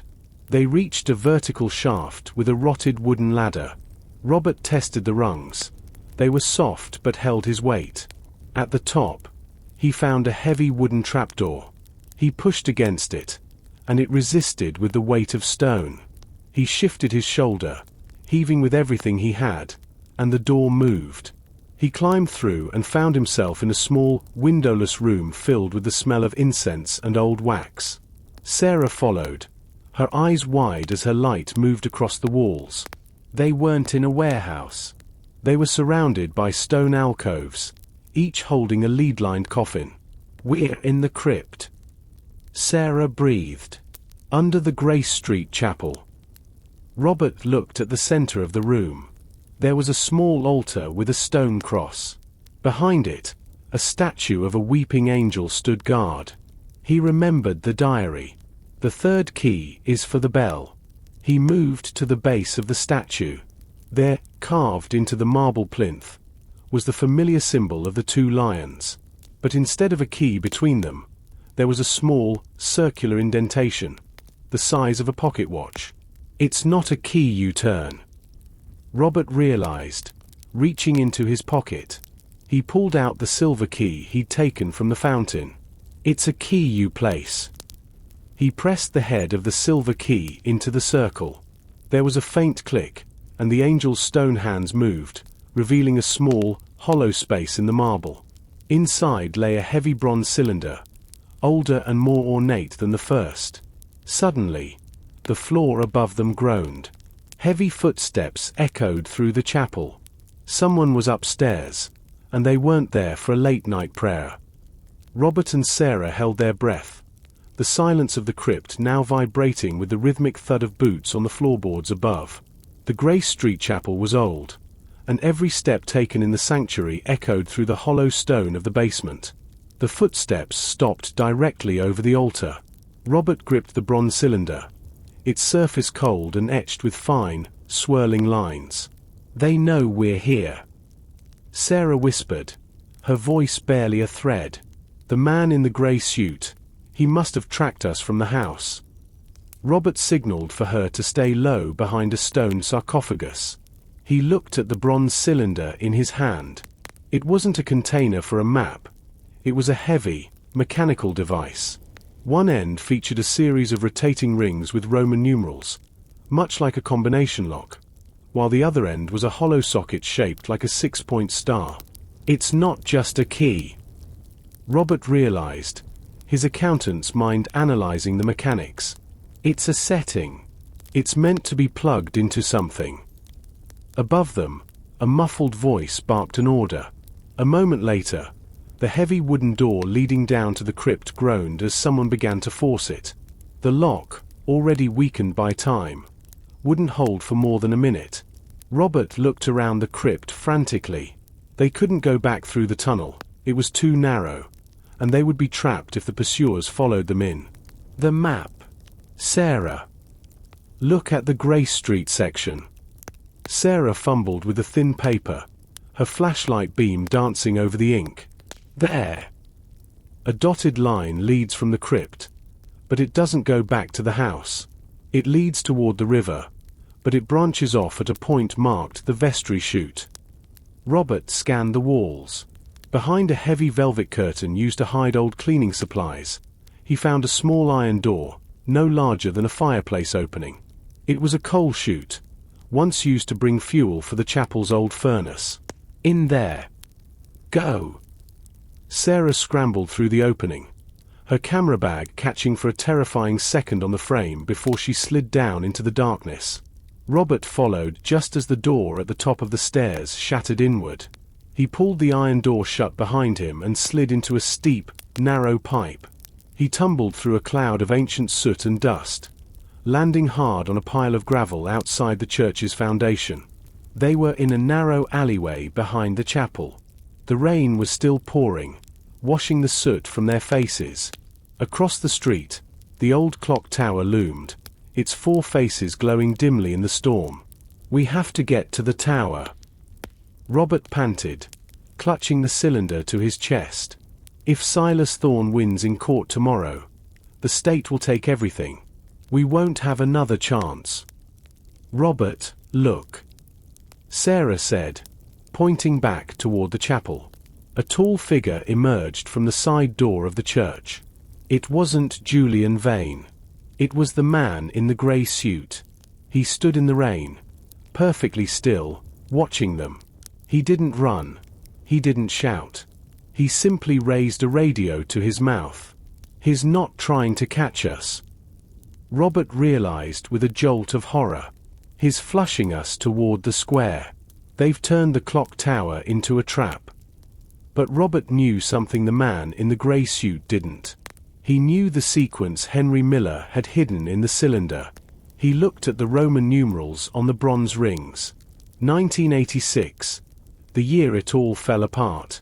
"Let them wait in the square," Robert said, his eyes fixed on the tower. "We're not going through the front gate. We're going through the gears." The rain was a freezing curtain as Robert and Sarah sprinted across the cobblestones of the town square. The old clock tower stood like a sentinel over Seaview, its shadow stretching toward the bank. Robert could see the silhouettes of men near the tower's main entrance. The man in the grey suit had indeed set a perimeter. They were being funneled toward the front, but Henry Miller's map had shown a third way.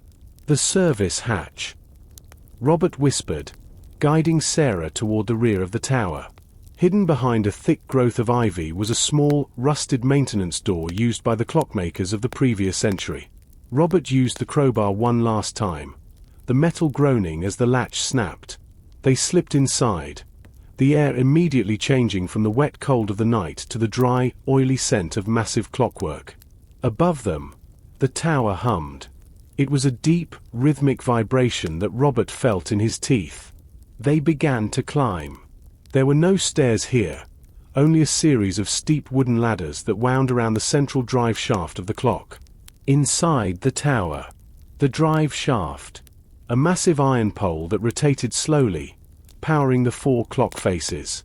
The gear train, hundreds of brass and steel wheels, some as small as a watch gear, others larger than a wagon wheel. The pendulum, a 2-story heavy weight that swung back and forth with a hypnotic thud-clack. They reached the penultimate floor, the gear room. This was where the energy from the falling weights was translated into time. In the center of the room sat a heavy iron pedestal. It looked out of place, modern compared to the Victorian brass around it. "Look at the pedestal," Sarah said, pointing her light. On top of the iron stand was a star-shaped socket. It was a perfect match for the bronze cylinder Robert had recovered from the crypt. Robert stepped forward, but as he did, the floorboards behind them creaked. "I have to admit, Robert, your knowledge of local history is impressive." A voice echoed through the gears. Silas Thorne, the eraser, stepped out from behind the massive pendulum. He wasn't wearing his courtroom suit. He was in a heavy trench coat, holding a silenced pistol. Behind him stood the man in the grey suit. "The trial is falling apart, Silas," Robert said, his hand tightening around the bronze cylinder. "The state found the remains. They know about the money. The state knows what I allow them to know." Thorne countered calmly. "The remains are unidentified. The money is untraceable. But that cylinder, that is the one piece of physical evidence that links the current Vance generation to the crimes of the past. It's the mechanical key to the bank's encrypted digital archive. Give it to me, and perhaps you'll live long enough to see the sun rise." "The bell isn't for a sound, is it?" Robert realized, looking at the pedestal. "It's the name of the server. The Bell Archive." "Clever boy." Thorne smiled. "Now, hand it over." Robert looked at the jury, then at the star-shaped socket. He knew he couldn't outrun a bullet, but he also knew the sequence from the diary. 1986. He didn't hand the cylinder to Thorne. He slammed it into the socket and twisted it with all his might. The bronze cylinder clicked into the socket with a finality that seemed to hush the rain outside. Robert didn't wait for Silas Thorne to react.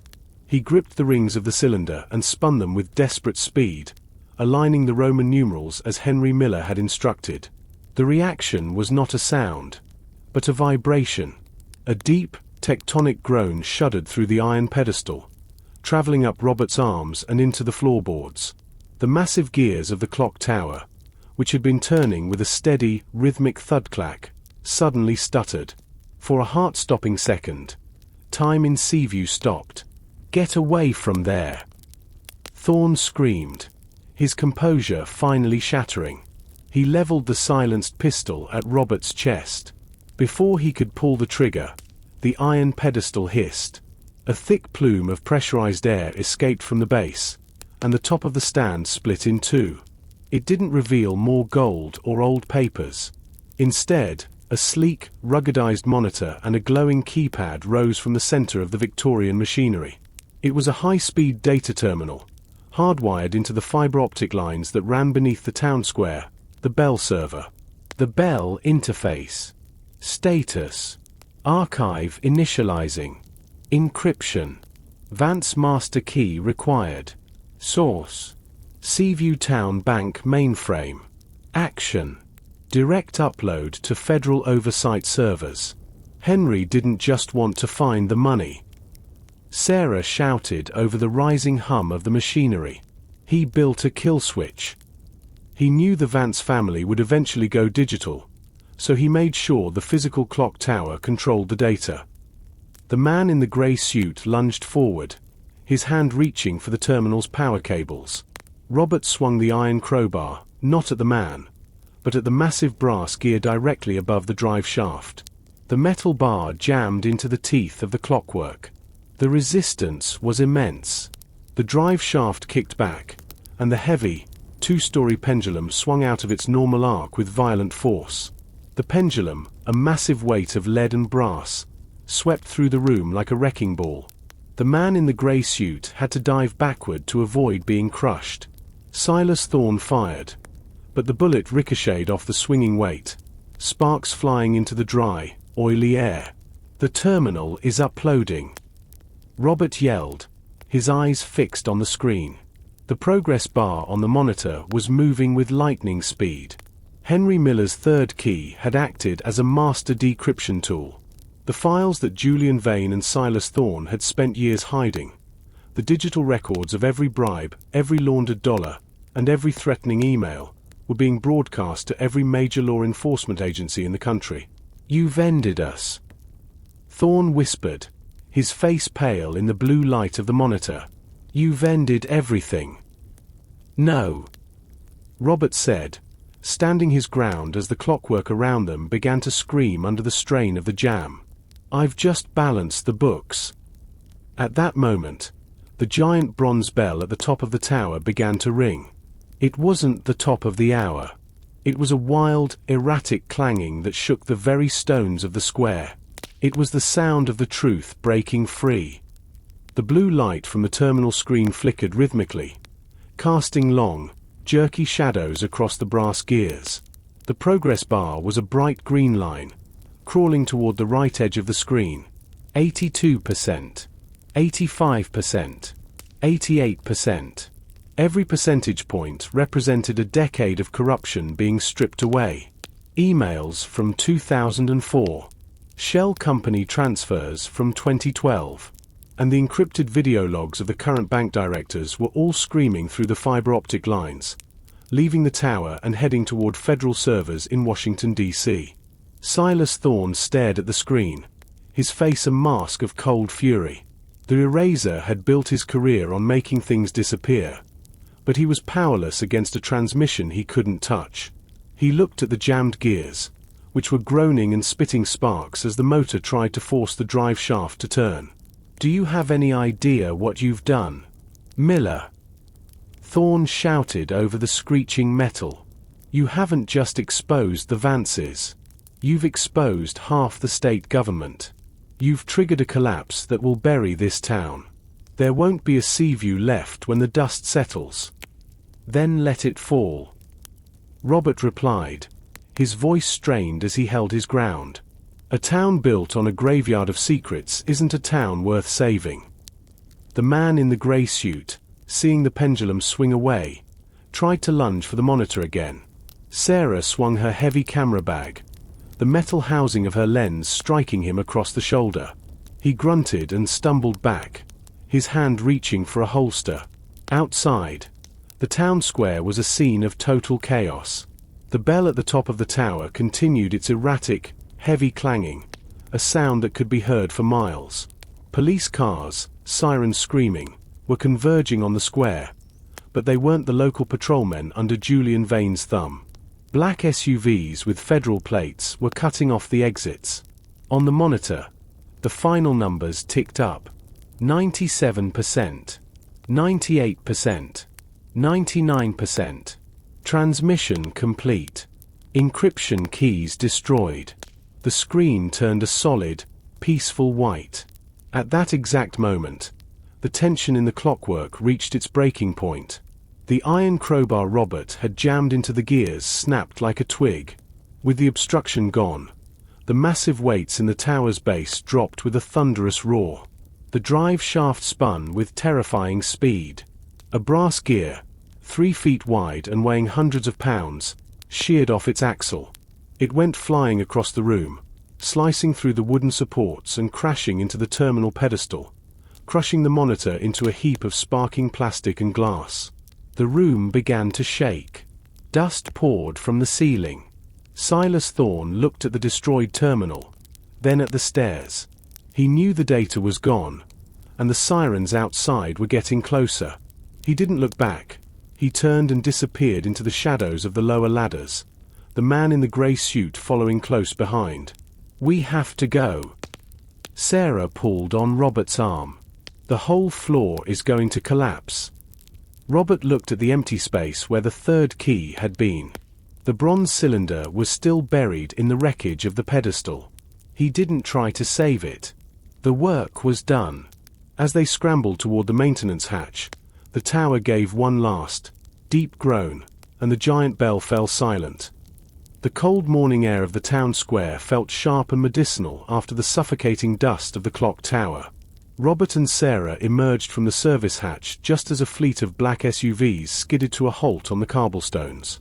Men in windbreakers with FBI and IRSCI emblazoned on the back swarmed the area. The local police, usually so bold in their silver cars, stood back, their hands empty and their faces pale. The Vance System had not just been exposed, it had been decapitated. Robert sat on the edge of a stone planter, his hands blackened with clock oil and soot. He watched as federal agents led Silas Thorne and the man in the grey suit out of the tower's main entrance in handcuffs. Thorne no longer looked like the Eraser. He looked like an old man whose magic tricks had finally been revealed as fraud. The immediate aftermath. The bank. By 8 a.m., the Seaview Town Bank was cordoned off with yellow tape. Federal liquidators were already inside, freezing every account linked to the Vance family. City Hall. The mayor and 3 council members were taken in for questioning before the first coffee shops even opened. The tunnels. Engineering teams were sent into the Willow Lane basement to map the full extent of the underground network. Sarah was already on her phone, her voice frantic but triumphant. The data hit the servers. "My editor says the Gazette's website crashed 3 times from the traffic. It's all there. Robert, the offshore accounts, the bribes to the construction firms, even the records of the hush money paid to the people who moved Henry Miller's things." Robert looked up at the clock tower. The 4 faces of the clock were all frozen at different times, their gears broken by his desperate act. It felt like a fitting monument to the town.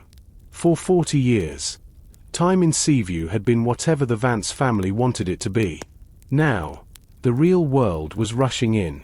Later that afternoon, a woman in a sharp navy suit approached them. She introduced herself as Special Agent Miller, no relation to Henry or Robert, from the Federal Bureau of Investigation's Public Corruption Unit. "Mr. Miller, Ms. Jenkins," she said, her expression a mix of professional sternness and genuine curiosity. "We've been monitoring the Vance family for 2 years, but we couldn't get past the local judiciary. They had the town locked down. What you did in that tower, you bypassed a firewall we didn't even know existed."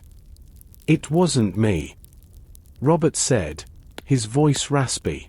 "It was a man named Henry who died 40 years ago. I just followed his map." "Well, Henry's map just handed us the biggest corruption case in the history of this state," Agent Miller replied. She handed Robert a business card. "We're going to need you to come to the city for a formal deposition. And Robert, I'd stay away from Willow Lane for a few days. The press is going to be thick, and we still haven't found Julian Vane." Robert felt a jolt of cold energy. He looked at the crowd. Julian Vane hadn't been among the men led out of the tower. He had disappeared in the chaos of the night. Robert stayed at a small motel near the highway for 2 days, but the pull of Willow Lane was too strong. He needed to see the house again. He drove slowly down the familiar street, the tires of his car crunching over fallen leaves. The silver car that had haunted his driveway was gone, replaced by 2 news vans with satellite dishes and a local police cruiser. Yellow police line tape cordoned off the garden where he had once hidden in the shadows. The house looked different in the cold light of the morning. Without its secrets, it seemed smaller, older, and strangely tired. The windows, which had once felt like watchful eyes, now just reflected the grey, overcast sky. Robert felt like a stranger entering a museum rather than a man returning home. He stepped out of his car, and immediately, a reporter with a microphone started moving toward him. He ignored the shouted questions and walked to the front door, showing his ID to the officer on guard. The state of Willow Lane. The hallway. The heavy chair he had used to block the door was pushed to the side, its legs scarred from being dragged across the wood. The kitchen. A thin layer of white forensic dust covered the counters. The cabinets were open, their contents rearranged by federal agents looking for hidden compartments. The atmosphere. The house felt hollow. The weight of the 1986 mystery had been lifted, but it left behind a vacuum that felt just as heavy. Robert walked through the kitchen and sat at the wooden table. He looked at the spot where the blue diary had once sat. He felt a profound sense of relief, but it was shadowed by an edge of paranoia. He went to the basement door and found it wide open. The smell of damp earth and old copper was stronger now that the hidden passages were exposed to the air. He didn't go down. He knew every inch of that dark space now, and he had no desire to revisit it. He went to his bedroom to pack a small bag of clothes. He couldn't stay here tonight. The house was empty, but it wasn't quiet. Every creak of the floorboards sounded like the click of Julian Vane's polished shoes. As he reached for a sweater in his closet, his eyes caught something on his bedside table. It was a small, white envelope. It hadn't been there when he left. It was clean, crisp, and perfectly centered on the wood. With trembling fingers, Robert opened the envelope. Inside was a single photograph. It was a high-resolution shot of Robert himself, taken through the basement window on the night of the transmission. He was lit by the blue glow of his flashlight, looking down at the map. It was a perspective he hadn't noticed. Someone had been standing right outside in the dark, inches away, while he thought he was safe. He turned the photo over. On the back, written in the same elegant, sharp cursive he had seen on the business card, were 3 words: "The debt remains." Robert felt a cold shiver run down his spine. Julian Vane hadn't been captured in the raid at the tower. He hadn't fled the state. He had come back to the house while it was under police guard. He was still in Seaview, and he was still keeping a ledger of his own. Robert didn't breathe for a long second. The white envelope felt like it was made of dry ice, burning his fingertips with its cold implications. He looked at the door of his bedroom, then at the closet, half expecting Julian Vane to step out from behind his shirts with a polished smile and a silenced pistol. But the room was empty. The intruder had come and gone like a ghost, mocking the police tape and the cruiser parked at the curb. He stumbled out to the hallway, his heart hammering against his ribs. He found the officer guarding the front, a young man named Miller, who was currently distracted by a thermos of coffee. Someone was in the house. Robert rasped, thrusting the photo at him. Just now. Or very recently. The officer looked at the photo, then back at Robert. He looked tired, his eyes red from a double shift. "Mr. Miller, the federal teams have been in and out of here all morning. Techs, mappers, accountants. It's a busy site. Look at the back." Robert insisted. "Look at the handwriting. This wasn't a federal agent. This was Julian Vane. He was standing right outside that window while I was inside, and now he's been inside while you were outside." The officer took the photo with a gloved hand, his expression shifting from annoyance to a flicker of genuine concern. "I'll call it in, sir. But with the Vane trial turning into a federal circus, the department is stretched thin. Most of our senior guys are at the courthouse or the city jail." Robert didn't wait for the call. He went back into the bedroom and locked the door, though he knew how little that mattered. He sat on the bed and stared at the photo. He began to look at it not as a threat, but as a piece of data. He was an accountant. He looked for what was out of place. The details of the photograph. The lighting. The blue glow of his flashlight was the primary light source. The background. Behind him, the old vanity mirror in the corner of the basement room was visible. The reflection. In the mirror, there was a reflection of the ceiling, specifically, the space behind the main support beam. Robert leaned in, squinting at the small, grainy image. In the reflection, hidden behind the heavy oak beam, there was a small, dark shape. It didn't look like wood or stone. It looked like a leather handle. He didn't find it.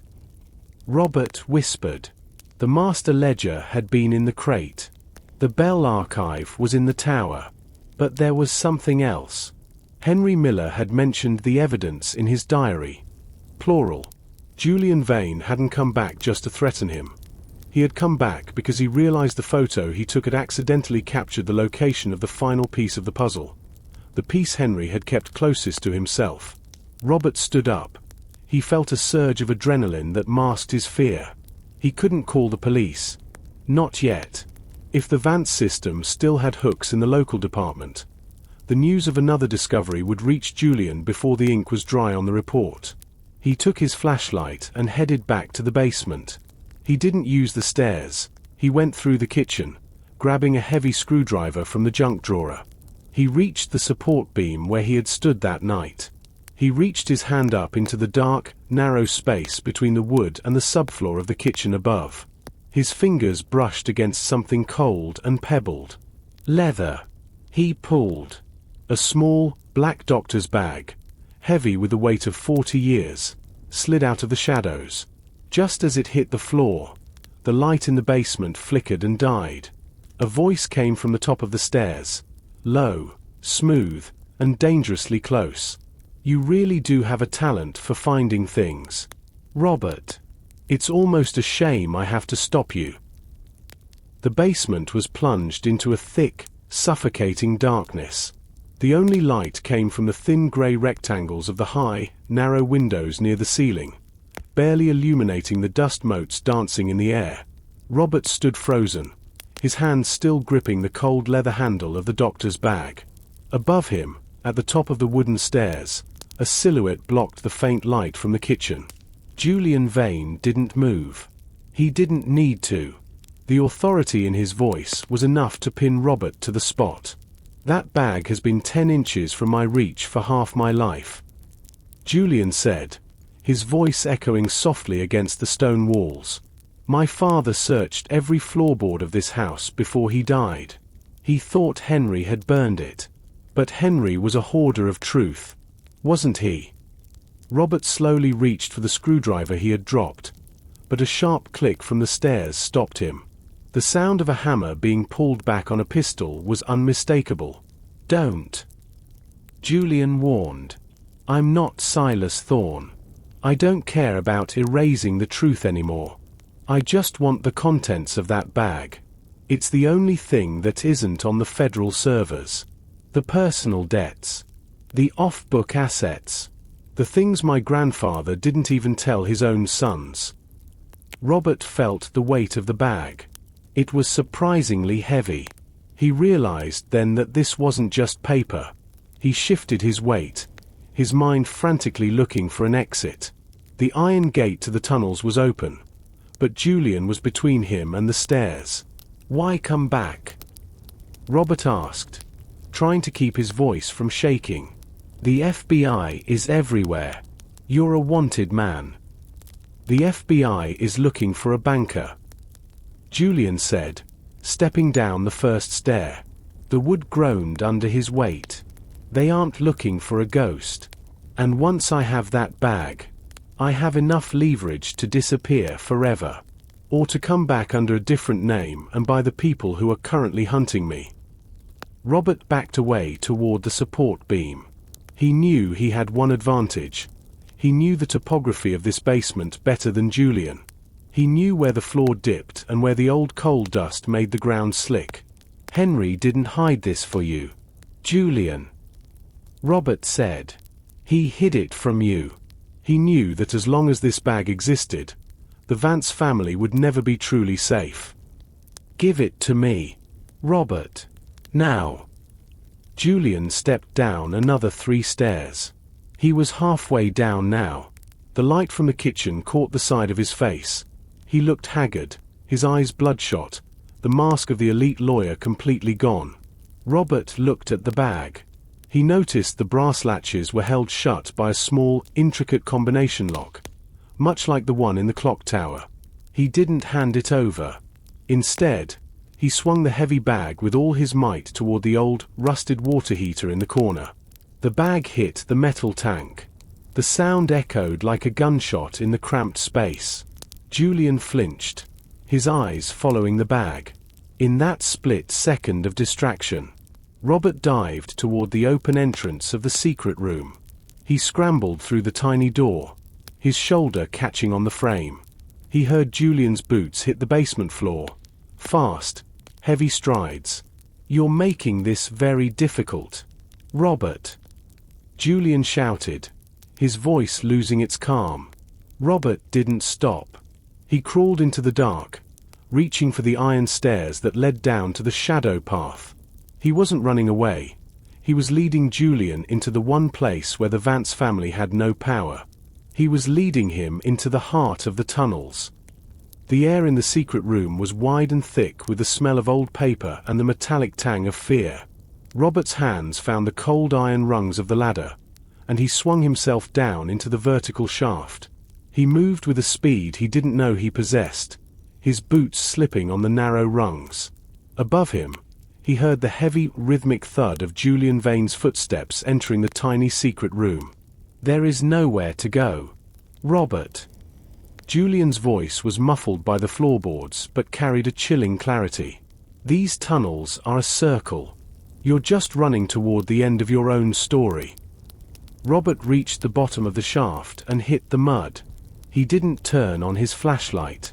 He knew the path by memory, the way the walls curved, the places where the timber supports hung low. He sprinted into the darkness of the shadow path, the heavy doctor's bag swinging against his leg. He could hear Julian starting the descent, the iron rungs clanging under the weight of a man who was no longer playing by the rules of the courtroom. The tunnel was a labyrinth of history, and Robert was a ghost in its halls. He reached a fork in the path. To the left lay the reinforced concrete vault, the place Julian knew well. To the right was a narrow, unmapped crawlspace that Henry Miller had marked with a single word on the map. Pressure. The geography of the deep. The vault path. Wide, well lit by modern backup systems. And a dead end if the iron gate was locked. The pressure path. A natural limestone fissure that Henry had used to hide the town's oldest secrets. It led directly under the Seaview River. The risk. The timber supports in the pressure path were 40 years old and soaked with river seepage. Robert veered right. He dropped to his knees and crawled into the limestone fissure. The ceiling was so low he could feel the damp rock scraping his back. He could hear Julian reach the bottom of the shaft. The beam of a powerful flashlight cut through the main tunnel, sweeping across the mud. "I see your tracks, Robert," Julian called out. His voice was calm again, which was far scarier than his shouting. "The limestone. That's a brave choice. Or a foolish one. That section was condemned before I was born." Robert kept moving. The air here was different. It was heavy and wet, and he could hear a low, rhythmic thrumming above him. It wasn't clockwork this time. It was the weight of the Seaview River pressing down on the stone. He reached a small cavern where the walls were reinforced with iron plates. In the center was a single, rusted valve wheel. He stopped, his breath coming in ragged gasps. He looked at the doctor's bag. He knew why Julian wanted it so badly. It wasn't just about the money. This bag contained the blood ledger, the records of the lives the Vance family had traded for their empire. Suddenly, the light from Julian's flashlight hit the opening of the cavern. The silhouette of the man appeared, his silhouette elongated and monstrous against the wet stone. He was holding the pistol, his black leather gloves stained with tunnel mud. "The valve, Robert," Julian said, his eyes fixed on the wheel. Do you even know what that does? It's the overflow for the town's old reservoir. If you turn that, you don't just drown us. You wash away everything Henry Miller tried to protect. Henry didn't build this to protect the secrets. Julian, Robert said, his hand moving toward the rusted wheel. He built it as a reset button. The cavern was alive with the sound of weeping stone. Water trickled down the limestone walls in silver ribbons, pooling around Robert's boots. The valve wheel sat between them, a jagged circle of rusted iron that looked like a ship's wheel from a nightmare. Julian Vane stood 10 feet away, the beam of his flashlight pinned on Robert's chest like a physical weight. The pistol in his hand was steady, but his face was slick with sweat and grime. "You're an accountant, Robert," Julian said, his voice dropping to a persuasive hum. "Think of the cost-benefit analysis. You turn that wheel, and the reservoir pressure will collapse these supports in seconds. We both die. The bag is lost. The truth is buried under 1,000,000 tons of river silt. No one wins. No one is vindicated. Except the town." Robert countered. He could feel the vibration of the water through the metal of the wheel. If this tunnel collapses, the shadow paths are gone forever. No more secret vaults. No more shortcuts for people like you. Robert's fingers tightened on the iron spokes. He felt the weight of the doctor's bag at his feet. He knew that inside that bag were the original deeds to the town's stolen land, the records of the families the Vances had ruined, and the ultimate proof of how a single family had turned a public bank into a private weapon. The cavern's condition. The ceiling. Deep cracks were beginning to spider web across the limestone. The sound. A low, guttural roar echoed from behind the valve, the sound of held-back tons of water. The air. Thick with the smell of sulfur and ancient, stagnant river mud. Julian took a step forward. "Give me the bag, Robert. I'll let you walk back to the basement. I'll even give you a 10-minute head start before I disappear. You can go back to your quiet life, your spreadsheets, and your dusty house. You've done enough. You've already won the public battle. Let me have the private one." "You don't understand," Robert said, his voice echoing. "I didn't do this to win. I did it because the books didn't balance. And they won't balance until the Vance name is a footnote in a criminal report."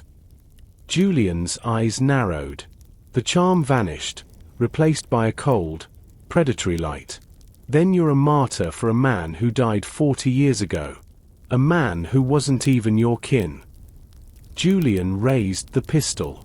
But before he could pull the trigger, the cavern groaned. A massive chunk of limestone fell from the ceiling, crashing into the mud between them. The vibration was the final straw for the aged timber supports. A beam snapped. Robert didn't think. He didn't calculate. He threw his entire weight against the valve wheel. It didn't budge at first. It was fused with decades of rust and salt. Robert screamed, his muscles tearing under the strain, his feet sliding in the slick mud. Julian fired. The bullet whizzed past Robert's ear, sparking against the iron plates behind him. Then, with a screech of shearing metal, the wheel turned. A jet of icy, high-pressure water exploded from the valve's seal. It hit the floor, knocking Robert backward. The roar was deafening. The limestone walls began to shudder as the reservoir's weight finally found a way out. "No!" Julian screamed, lunging for the doctor's bag as the water began to rise around their knees in seconds. The sound was no longer a roar. It was a physical weight. The reservoir water, held back for decades by the rusted iron valve, tore through the seals with a violent, piercing hiss. Within seconds, the ankle-deep mud was replaced by a churning, icy torrent that rose to their waists. The limestone cavern, once a silent tomb of secrets, had become a pressurized chamber of chaos. Robert was thrown against the jagged wall, the force of the water nearly knocking the breath from his lungs. He reached out blindly, his fingers brushing against the cold leather of the doctor's bag just as it began to float away in the rising tide. He pulled it to his chest, clutching it like a lifesaver. Julian Vane was struggling.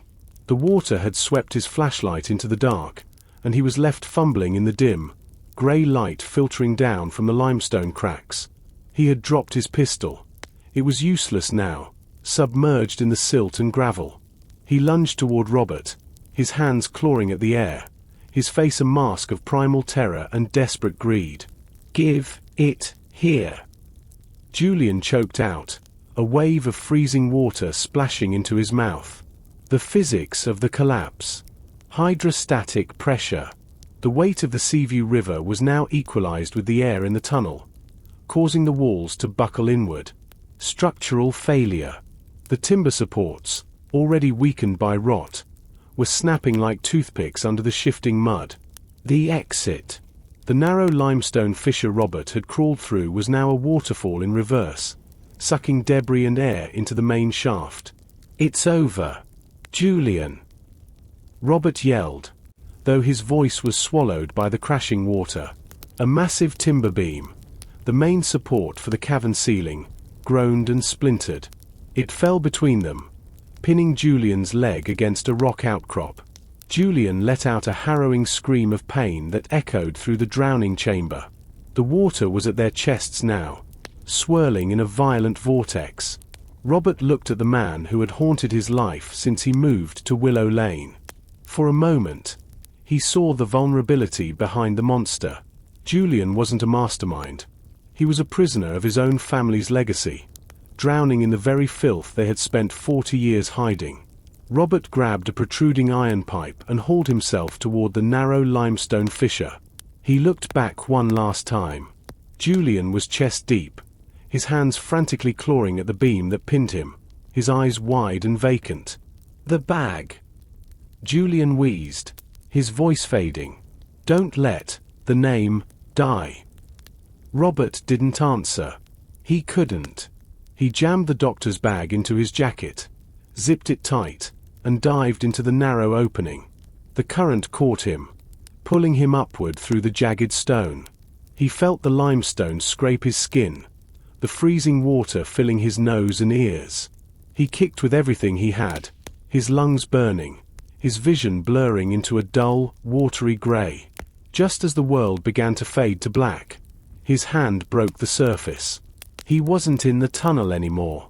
He was gasping for air in the flooded basement of Willow Lane, the water rising rapidly toward the kitchen floorboards. Robert broke the surface of the water, gasping for air that tasted of wet earth and copper. The basement was no longer a room. It was a rising tide.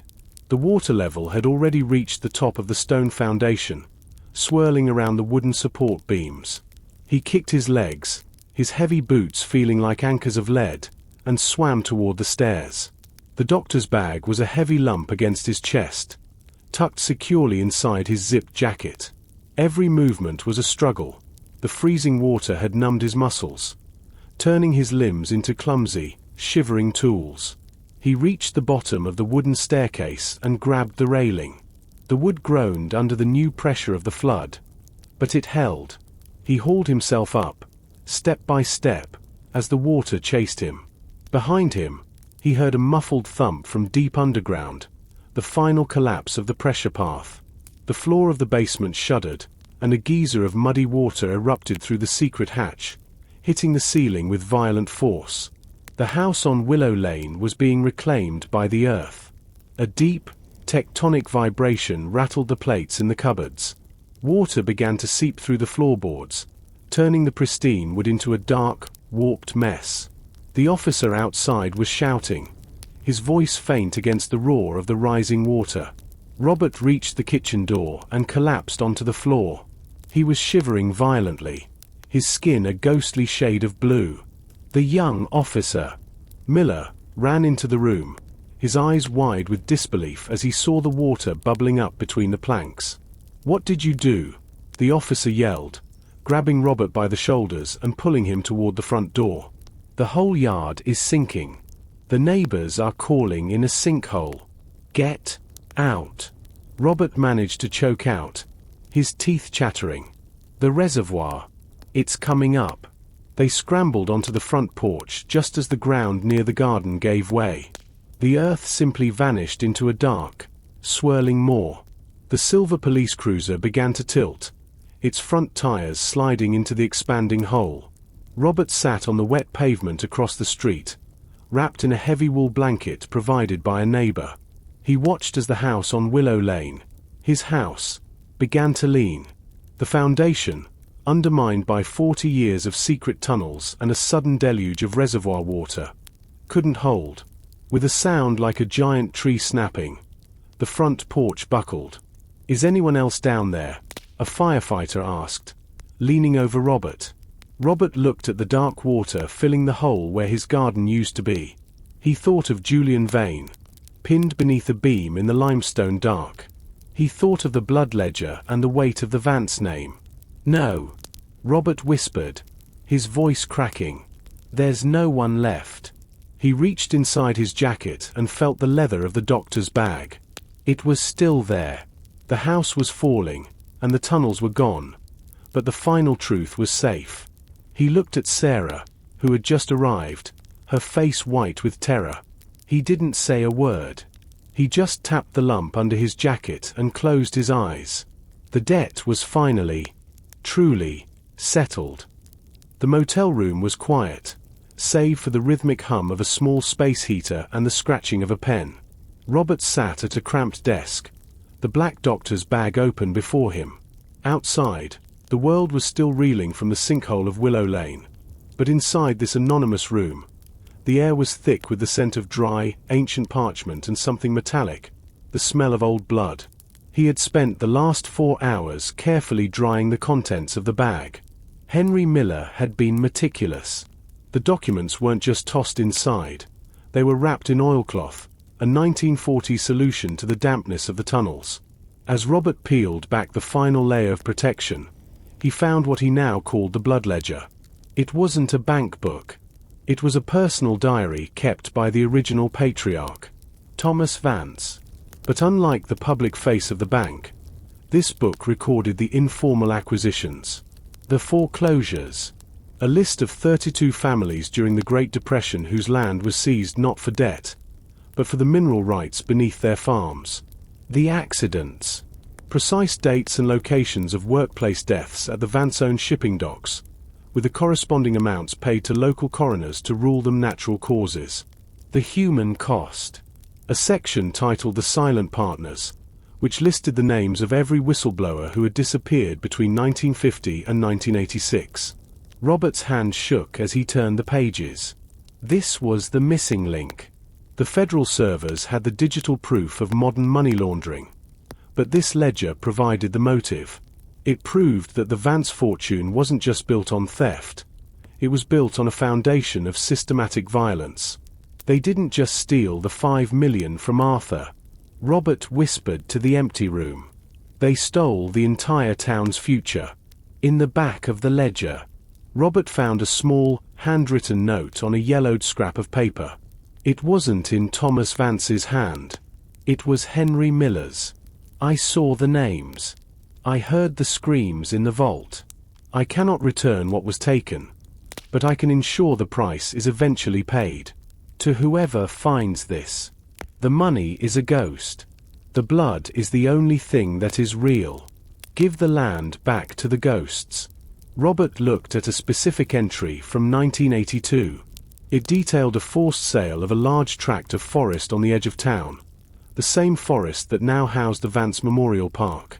The ledger showed that the land had been taken from a local cooperative of farmers after Thomas Vance had poisoned their water supply. Suddenly, there was a soft knock at the door. Robert froze, his hand instinctively moving toward the screwdriver he'd kept in his pocket. He looked through the peephole. It was Sarah. Her hair was damp from the rain, and she looked exhausted, but her eyes were burning with a familiar fire. "The FBI found Julian's car at the docks," she said as Robert let her in. "Empty. They think he might have had a boat waiting. Or, they're starting to talk about the possibility that he didn't make it out of the sinkhole." Robert didn't tell her about the beam pinning Julian's leg. He didn't tell her about the look in Julian's eyes as the water rose. Instead, he simply moved aside and pointed to the desk. "Julian isn't the story anymore, Sarah," Robert said, his voice cold. "The story is what's in this book. The federal agents are looking for money. We're looking for justice for people who have been dead for 50 years. Sarah stepped toward the desk and gasped as she saw the names. She reached for her camera, but then stopped. She looked at Robert. "If we release this, the town will have to be completely rebuilt. Every property line, every public park, everything is a lie. Then we start digging," Robert said. "And this time, we don't stop until we hit the truth."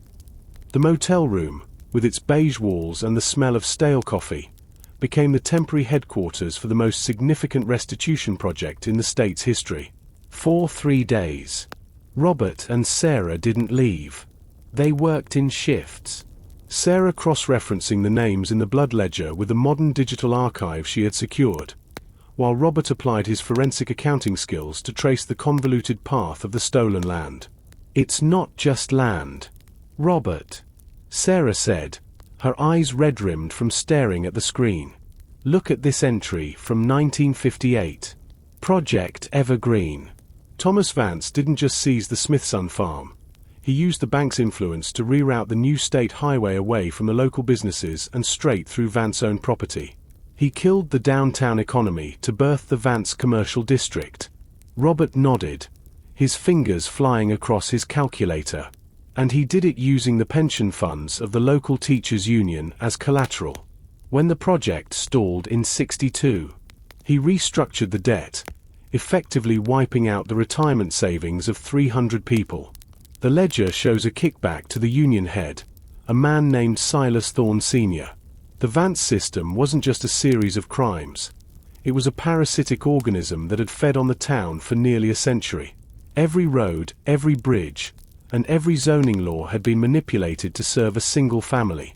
Sarah began drafting an article titled "The Ghosts of Seaview," listing the names of the families who were rightfully owed the land.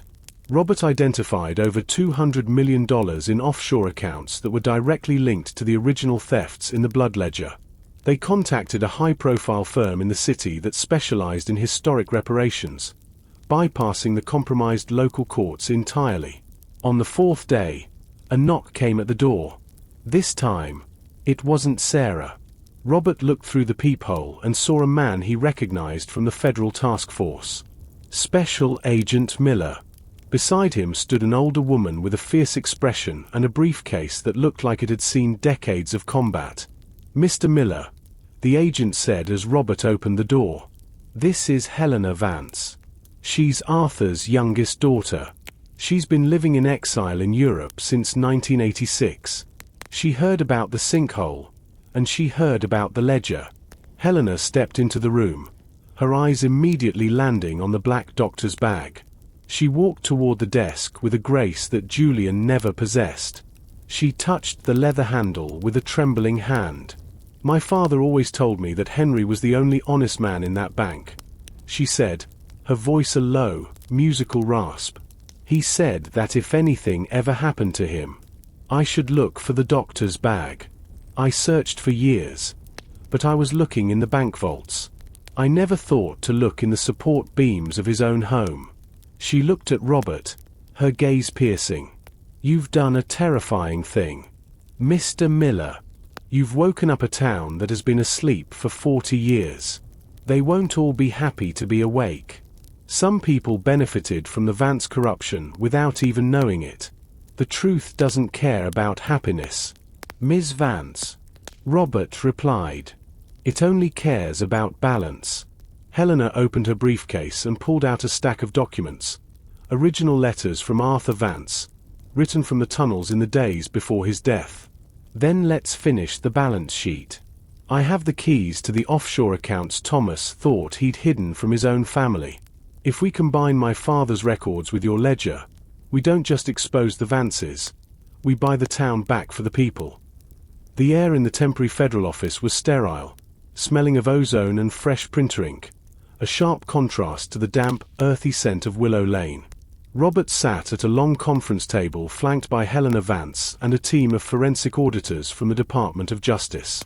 Spread across the table were three distinct eras of history: Thomas Vance's blood ledger, Arthur Vance's final letters, and the digital printouts from the Bell server.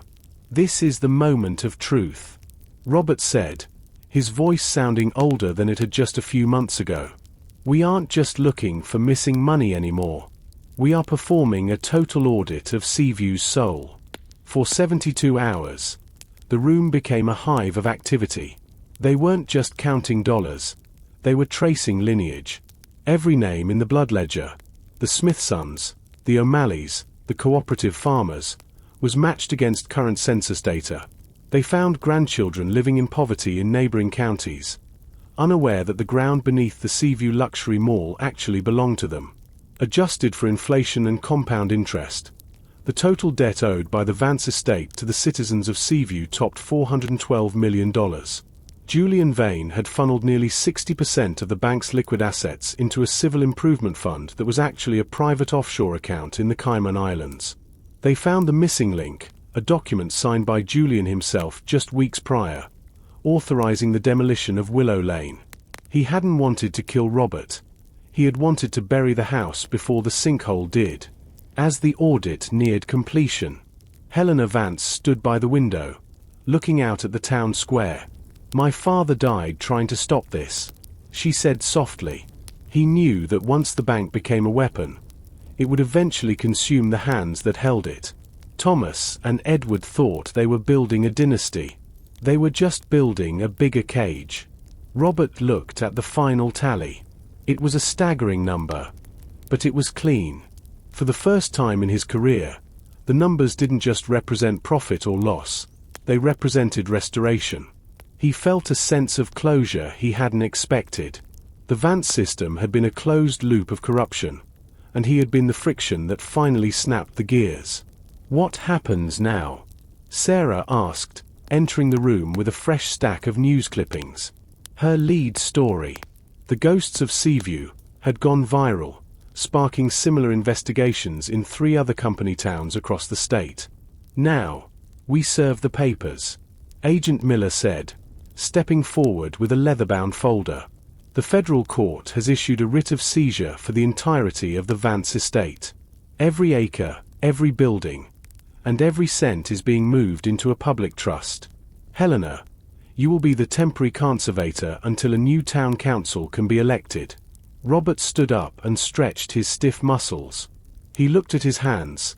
The stains of clock oil and mud were finally fading, but the memory of the weight of the doctor's bag remained. He had arrived in Seaview as a man looking for a quiet project. He was leaving it as the man who had audited a dynasty out of existence. But as the team celebrated, a technician from the Tech Crimes Unit hurried into the room, his face pale.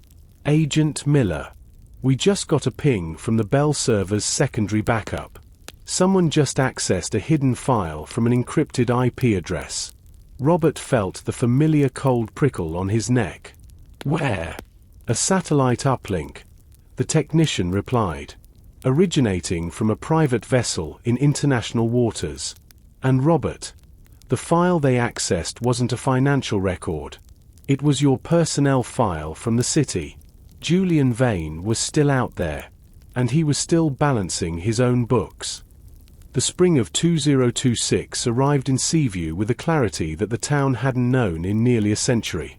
The grey, suffocating mist that seemed to perpetually hang over the river had lifted, replaced by a bright, unforgiving sun that illuminated both the progress of the new and the scars of the old. Robert Miller stood at the edge of the town square, watching a team of masons finish the restoration of the old clock tower. The gears had been replaced, the brass polished until it shone like gold, but the bell terminal was gone, replaced by a simple historical plaque dedicated to Henry Miller and Arthur Vance. The Vance system had been dismantled with the surgical precision of the federal audit. Under the guidance of Helena Vance and a newly elected, transparent town council, the $412 million recovered from the offshore accounts was being funneled back into the community. It wasn't just a payout. It was a resurrection. The Vance Memorial Park had been renamed the Cooperative Woods, and the deeds to the downtown storefronts were being returned to the families whose ancestors had been swindled. Reopened as a credit union owned by the depositors, its marble halls no longer echoing with the whispers of backroom deals. Filled with high-density foam and sealed with concrete, the shadow paths were now a permanent part of the geological record, never to be walked again. A scholarship fund had been established in Henry Miller's name, dedicated to investigative journalism and forensic accounting. Robert walked toward the site of 16 Willow Lane. The house was gone, the sinkhole filled and leveled, but the land hadn't been sold to a developer. Instead, it was now a small, quiet pocket park. A single oak tree had been planted exactly where the kitchen had stood. Robert sat on a bench near the tree, feeling the weight of the silver key in his pocket, the only physical souvenir he had kept from the ordeal. Sarah Jenkins joined him, sitting down with 2 cups of coffee. She looked different. The frantic energy of a reporter chasing a lead had settled into the quiet confidence of a woman who had changed the world. Her book, The Master Ledger, was sitting at the top of the bestseller lists, but she seemed more interested in the quiet peace of the garden. Helena says the final restitution checks go out tomorrow, Sarah said, handing him a cup. The Smithsons are moving back into the valley. The O'Malleys are reopening their pharmacy. It's actually happening. Robert. The books are balanced. Robert looked at the ground. He thought about the ping from the satellite uplink, the digital shadow of Julian Vane that still lingered in the corners of the internet.